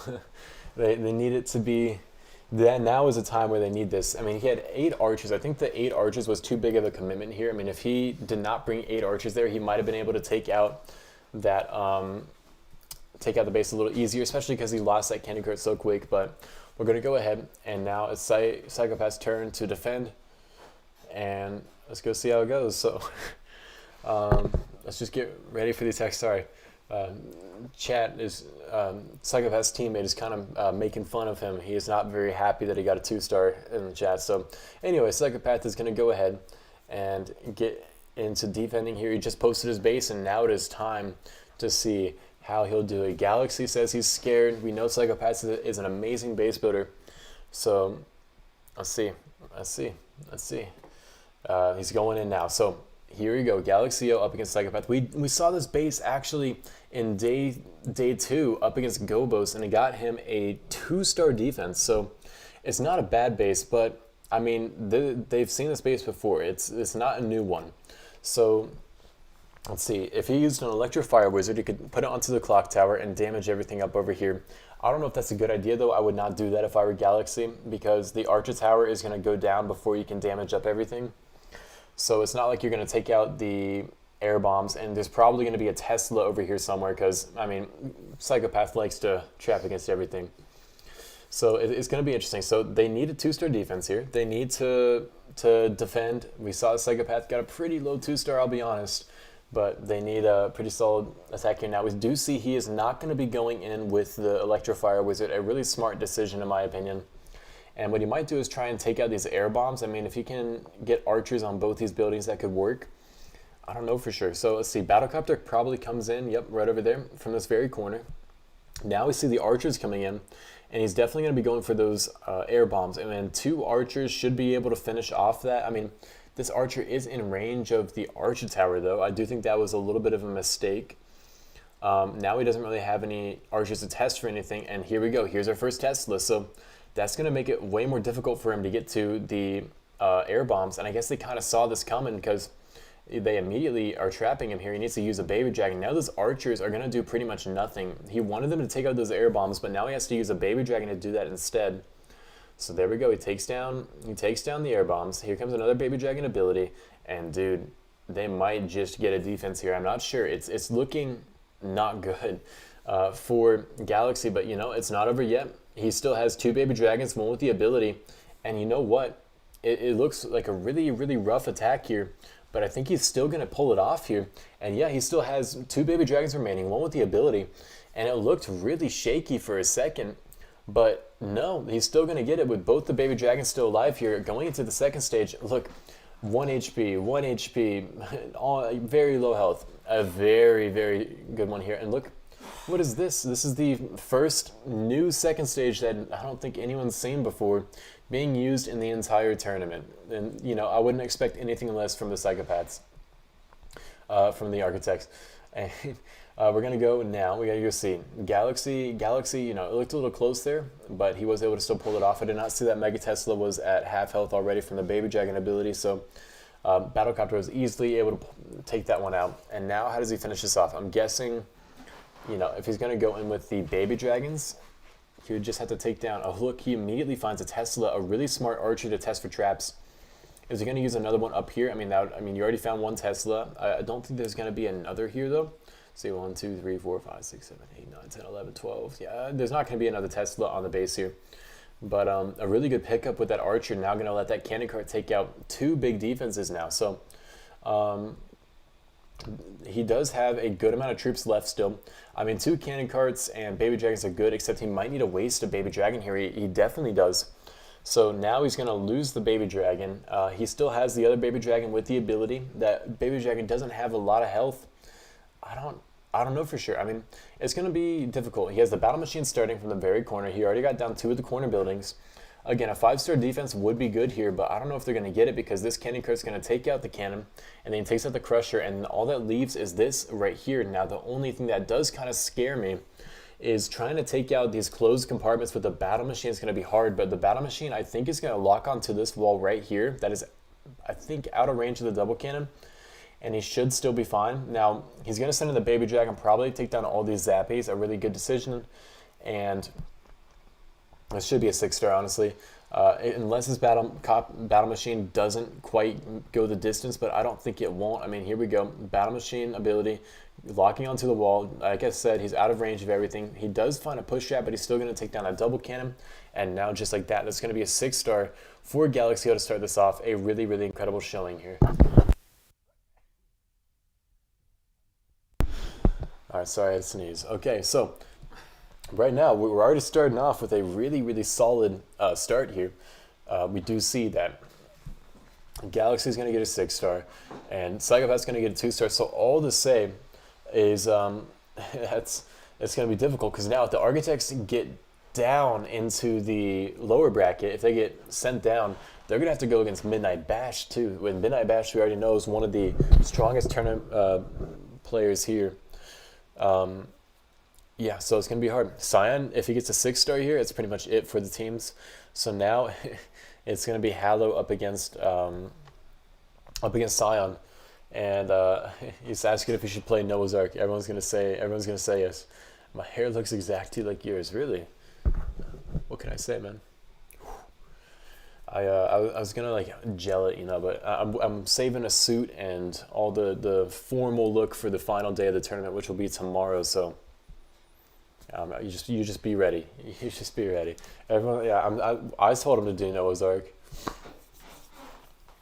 No, Hallow is surprisingly really good with Noah's Ark, so if he gets this, I wouldn't even be surprised. I mean, right now they're not going to be eliminated, so there's no reason to really try super hard. I mean, obviously you don't want to go against Midnight Bash, but you'd have to go against them one way or another. So it's gonna be difficult here one way, nevertheless. So now it's going to be Scion posting up against Hallow. Hallow's probably going to be using Noah's Ark here just for some fun, you know.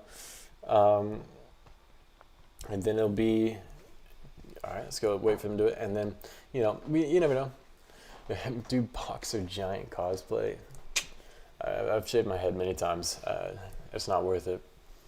Anyway, Scion should be posting for Hallow here, and it should be a pretty good position to be in. Yeah, I should remove the pen message. You're probably right, actually. Let's go do that. Thank you, sir. There we go. Okay, so now we go. So what is Hallow going to actually do Noah's Ark here? Let's go take a look. We see him going up against this base. We've seen this base before. I think it was used against FJB. It was used by Gobos, I think. So we've already seen this base used before. So now what is Hallow going to do? He has 6 dropships selected. I hope that's not it. But let's go see. Yep, okay, yeah, it looks like he's doing Noah's Ark. We have the Electrofire Wizard, Hog Gliders, Boxer Giant, Cannon Cart. What else is he going to bring? I don't know. I don't know. Let's go. Let's go see. Barbarians. That's a weird one. And a P.E.K.K.A. So he's bringing in a Electro Fire Wizard, a Hog Glider, Giant, Cannon Cart, Barbarians, and a P.E.K.K.A. What? What does he think is going to happen here?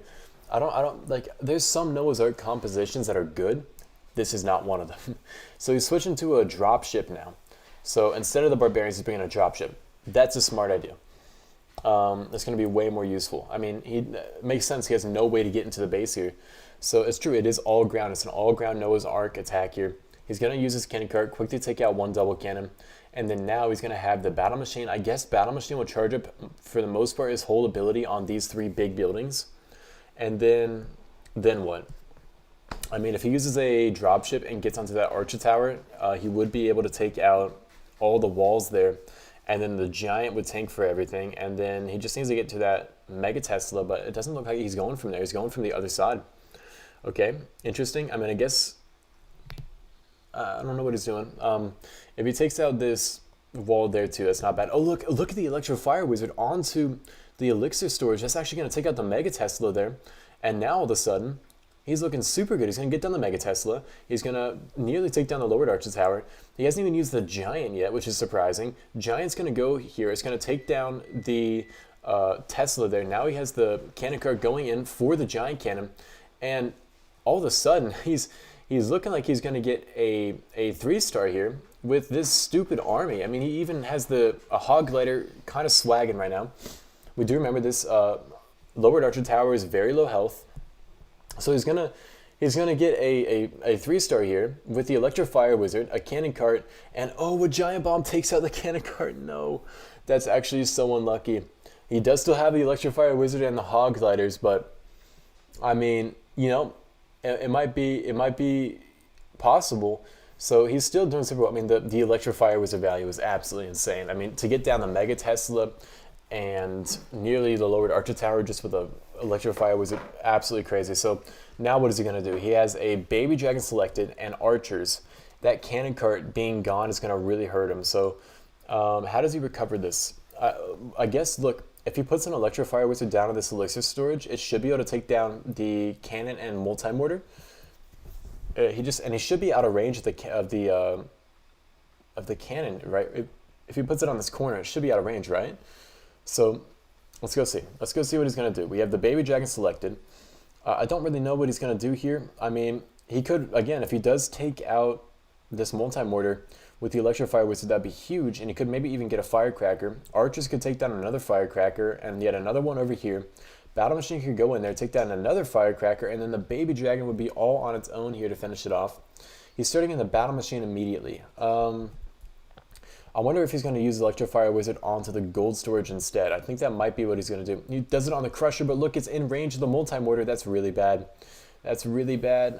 He's going to lose that Electro Fire Wizard. Can he get down the Firecracker before he does, though? He can. Okay, so at least there's that. He got down one Firecracker. Now it's about getting a 5-star. I mean, definitely Noah's Ark was maybe the risky approach. I do think you should have used the Electro Fire Wizard onto the Elixir storage. That would have just been out of range of almost everything. I think even out of range of the multi-mortar, I'm not sure. But he definitely would have been out of range of the cannon there. And then now he's just making sure he secures the 5-star using the archers to get some last minute percentage. Hog Glider is going to go take down the cannon. And then now he still has the 2 archers. He's going to use 1 archer onto this Elixir collector, and then it'll go towards the Crusher and take it out. And he should be able to take down this. He should get the 5-star here, right? Because Baby Dragon, does it have the ability? Yeah, it still has the ability. He just got it. And now with that, he should be here getting the 5-star with the Noah's Ark strategy. So a very solid attack here. And you know, even though they're looking kind of rough, they are still going to be, you know, having some fun. They're not going to be eliminated. And that is looking like it's going to be a 167% 5-star from the architects there. So let's go ahead and get into the Cyan saying he didn't bait for Noah's Ark. I don't think anyone would have. And now it's going to be Cyan attacking Hallow. So yeah, they already know they lost. They essentially, I mean, it might seem a little pessimistic, but fails for top players are so unlikely nowadays. that when one player fails, they kind of just gave up. But again, they're not eliminated, so they don't really have a big reason. They do need to face Midnight Bash tomorrow if they lose this. So now we have Sion going up against Build Up. We saw Sion use Noah's Ark in the very first day, right? Yeah, very first day, Sion used Noah's Ark. So the question is, will he do it again? And just to kind of show Hallow who's better at it. I mean, we do see there's a lot of Electrofire Wizard value for one onto this barracks here. He could take out Archer Tower, Lava Launcher, Roaster. Onto this Builder Hall, he could take out Double Cannon, Archer Tower, Air Expo. And those are even onto the gold storages or elixirs, gold storage. He could take out something good, but I think he's going to take it serious. I think he just wants to make sure he's going to be in the lead here. He just wants to make sure his team wins this, and that will put them as the #1 team. He's using the LT Null strategy, and yeah, I mean, to consider how much value Hallow was able to get, even with like probably the worst composition, is actually crazy. I mean, it's really cool to see that he's able to do it, but we'll have to see tomorrow when he's actually hopefully going to be trying a little bit harder to see how well he can do. So let's go see. We'll get him onto the laboratory. I'm guessing he's going to try and take down the Air Expo. I mean, that's a very interesting approach here. All right, so let's go see it. He's going to go take down the Air Expo, the Archer Tower. Look at how close he is to the. We saw him dodging so much of the so many ranges with the cannon carts, like with the Lava Launcher and the Ground Expo. And here he goes again. He was dodging the Archer Tower barely. That's going to take down a whole lot here. Battlecopter's charging up the ability. He should be able to take down, I mean, most everything. Look, if he gets a Baby Dragon onto the Roaster, Baby Dragon onto the, or even maybe Baby Dragon on Roaster, Baby Dragon on Lowered Archer Tower, Battlecopter on Mega Tesla, should absolutely crush this. I mean, this was a super cool match to watch here, but this attack looks like it should be crushed. I mean, this will be, I think, the second time in a row they'll get two 6-stars back to back for Otto's children. I mean, Beaker has a really strong team for him right now. I mean, is it going to be enough to beat Midnight Bash, though? They're going to need some really smart bases there to take down Midnight Bash. So here we go. Just like I said, Baby Dragon on the Lord Archer Tower, Baby Dragon on the Roaster, and then all he has to do is take out this air bomb, and then he's pretty much set. And we do see Baby Dragon coming in. Baby Dragon does not go to the Roaster. Now it does. There's the first ability. There's the second ability, and that's going to be the first stage done with 2 Baby Dragons and 2 Candy Carts remaining. And it's looking like it's going to be the end of the match already. I mean, let's see. That's going to put him at 12 stars, and then all that Beaker needs to do is get a 2-star, and that's going to win the match for them. So we do know Beaker has been doing really good at least getting 2 stars. He has not gotten less than a 2-star in the entire tournament, which is, is going to be pretty easy for him to get this. I mean, yeah, it should be pretty done already. But again, we might see the rematch coming up here. And Sion, a really interesting decision. He puts the cannon cart he suicides the cannon cart right into, interesting choice there. He just sends in the cannon cart with all right, I don't know. We'll just we'll let it slide here. Again, they're using the same second stage that it looked like Psychopath used, and that second stage didn't hold up against Galaxy, but can he finish it off? We already kind of know how to take it down. So Cannon Cart is going to probably die to this Archer, right?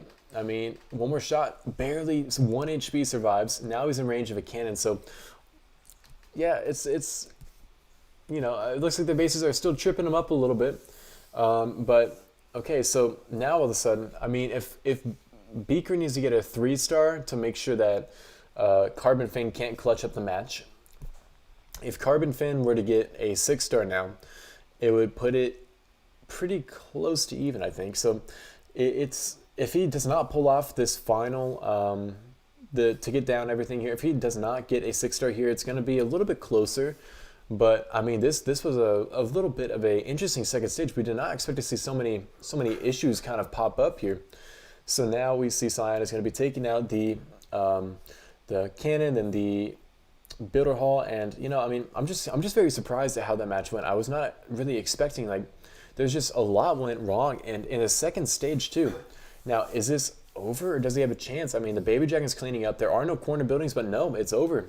That's going to be a 5-star, looking like it's going to be a 175% 5-star. So definitely an interesting turn of events there. I mean, we know Sion is one of the #1 players in the world formerly, and then also additionally, he does have currently the #2 player in the world. So, I mean, really interesting. We see them go. Everything goes so poor in the second stage. I mean, he says he just misclicked everything. So now we're gonna have Beaker coming in, and I mean, I feel like that's crazy. I mean, you know, it was very interesting decision there too. He was gonna lose a cannon cart to save the cannon cart, he used another cannon cart to sacrifice for the cannon cart. Very interesting decision there from Sion, but you know, it doesn't really matter. I think they win this anyway, so it's gonna be Carbon Fin versus Beaker's Lab now. So I mean, wow, I'm just so crazy. But I mean, who cares? So now we have the final part of the match here. Let's go see what the score is. I mean, if we go look at the score right now, we see it is currently 7 stars to 11 stars. So they are only trailing by what looks to be 3-4 stars. So let's say that Carbon Fin gets a 6-star. That's gonna mean that Beaker needs to get like a 3-star. But then again, we saw that Psychopath got a very low 2-star, so it's not gonna be super easy for them to win here. I mean, I'm pretty sure the match is still out of reach, but you never know. Carbon Fin, he might surprise us here. He might just crank a 90 on him real quick and just completely crush him. So hopefully it doesn't go too poor. So we're just gonna wait for Carbon Fin to get on and post. I mean, I think Beaker needs to post a base. I know that his teammates have given him a base, so he's already set to go. But man, what an interesting turn of events this was. And now we're gonna see what it seems to be. Let's see. There we go. It seems to be Carbon Fin attacking Beaker's Lab. Can he do it? Carbon Fin needs to come out swinging. If he only gets a I think a 2-star, it's already over. He needs to get at least a 5-star to even like have a chance in this, or a high 4-star. We did see him though get a good 5-star in a previous day here up against what team was that? He was up against Hypnotized. No, he wasn't up against Hypnotized Minds. I think he was up against Midnight Bash. No, Team Itsu. They beat Team Itsu. Sorry, I forgot for a second. So we saw them. Take out everything. We saw Team Itsu. It was so crazy. Team Itsu lost 2 matches in a row. Once against the Architects, and then once against Balalaika. So yeah, never know what happens. But we have the final match coming in here now. We have Beaker's Lab defending Carbon Fin. Now Carbon Fin, you know, he's gotten a 2-star and a 5-star, so this is really to kind of figure out what is he gonna do here. So here we go. This is a complicated base here. I mean, I kind of hate this base. I go against it quite frequently. I do know how to take it down. What you got to do is you bring in 1 thing of archer, 2 things of archers. No. 1 minute. I'm getting confused. 1 thing of archers, 2 baby dragons, and 3 cannon carts. And then you take out both the archer towers with the archers. Battlecopter will go take out giant cannon, and 2 baby dragons will take out the lava launcher, and then it's just time. You know, you just got to make sure you get through it. So that's how I would take it down. But cannon carts are a very advanced strategy. I'm not sure if Carbon Fin is comfortable enough with them yet to use them. I mean, they're kind of like the queen walk of the builder base, and now he's bringing in. Oh, let's go see. This is an interesting. So 2 cannon carts, 2 archers, and 2 baby dragons. Interesting. So, I mean, it's like a similar plan to the one I had. Okay, here comes the 3 cannon carts. I mean, I'm not quite sure what he's... Okay, 4 cannon carts. That's very hopeful. Okay, you know what? You got this. I'm interested to see what his plan is here. So, here comes the first cannon cart. I mean, I guess he could take out giant cannon, archer tower, but I'm not sure. I mean, the reason you need the baby dragons here is... Pause. Okay, it's a little late there. I mean, the reason you need the baby dragons here, wow, those are a lot of archers he is using. Those are 1, 2, 3, 4, 5 archers. Wow, that is a big dedication there. You know, the reason you really need the, that's in range of the archer tower too.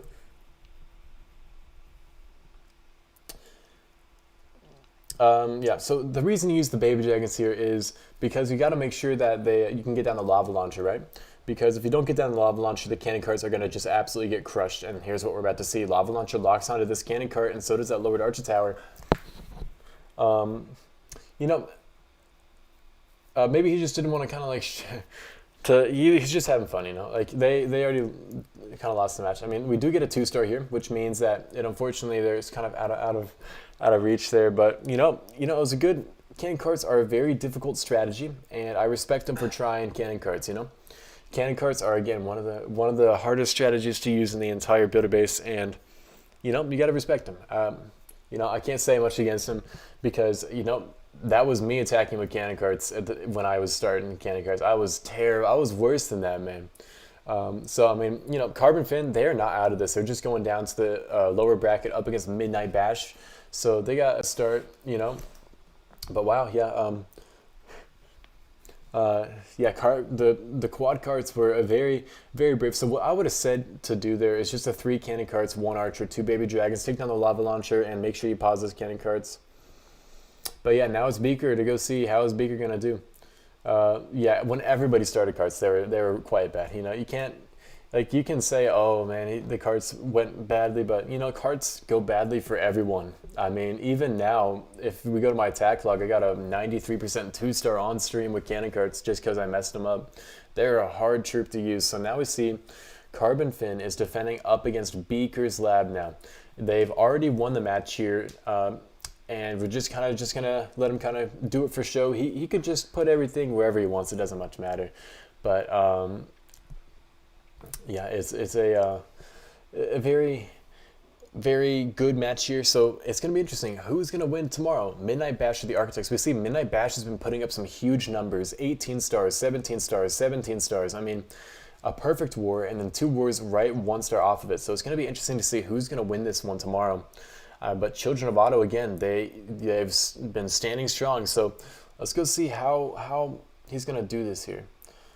Yeah, so here comes the battle machine from the corner, I'm guessing. Okay.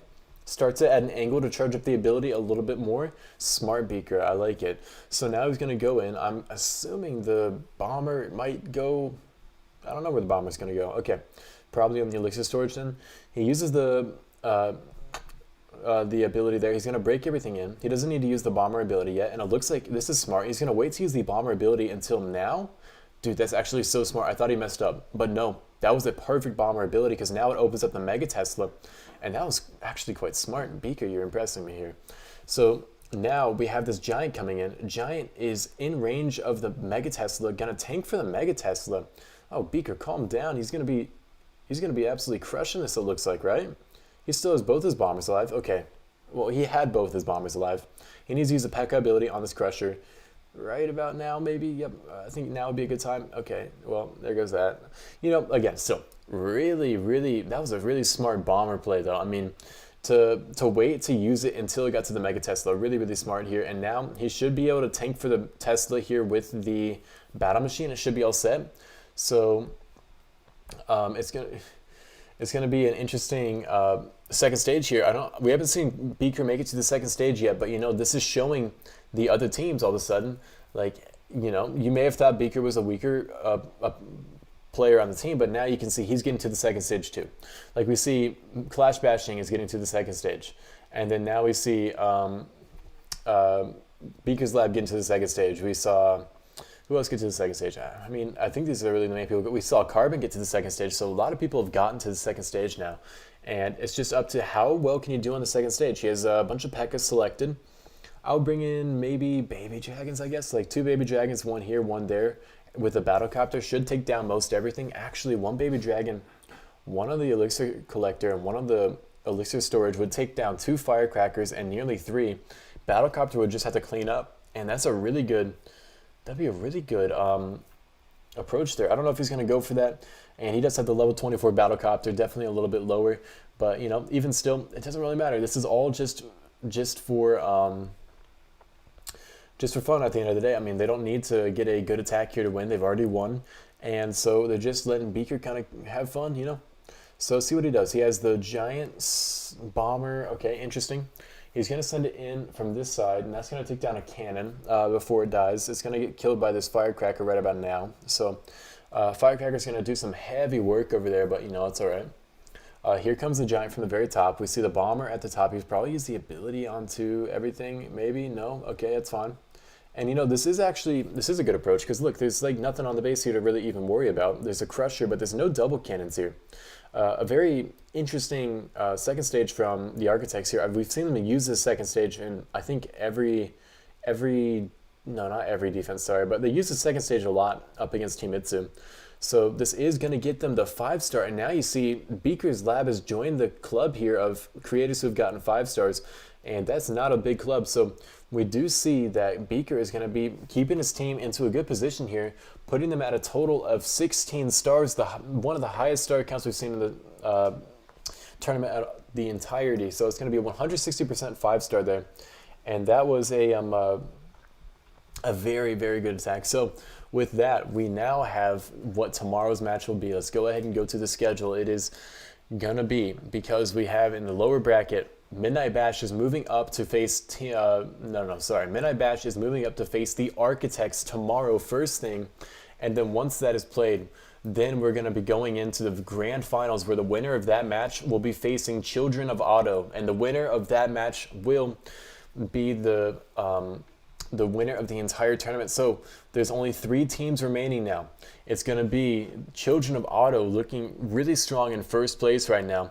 They have not lost once, and then behind them now we also have the Architects, who are unfortunately getting thrown to the lower bracket, and that's going to be who's going to be facing Midnight Bash, Midnight Bash is having a crazy comeback. They lost the first match and they only had 8 stars. No, how many stars they have? 10 stars, 9 stars, something like that in the first match, and now they've gone 18 stars out of 18 stars, 17 stars out of 18 stars, and another 17 stars out of 18 stars, showing that they may have started out a little bit weak. They only got 9 stars, one of the lowest in the entire tournament, and then now all of a sudden they've been putting up the highest numbers out of anybody else. So that is going to be it for this grand final. I mean, that's going to be it for the stream. We already have all the players who've played, and just make sure to come back tomorrow, because tomorrow will be the grand final for everything. We're going to have Midnight Bash up against Architects first thing, and then the winner of that is going to go ahead and face Children of Otto. So thank you guys for tuning in, and I hope to see you here tomorrow, and we'll be ending this quite shortly. Best of luck to the teams remaining.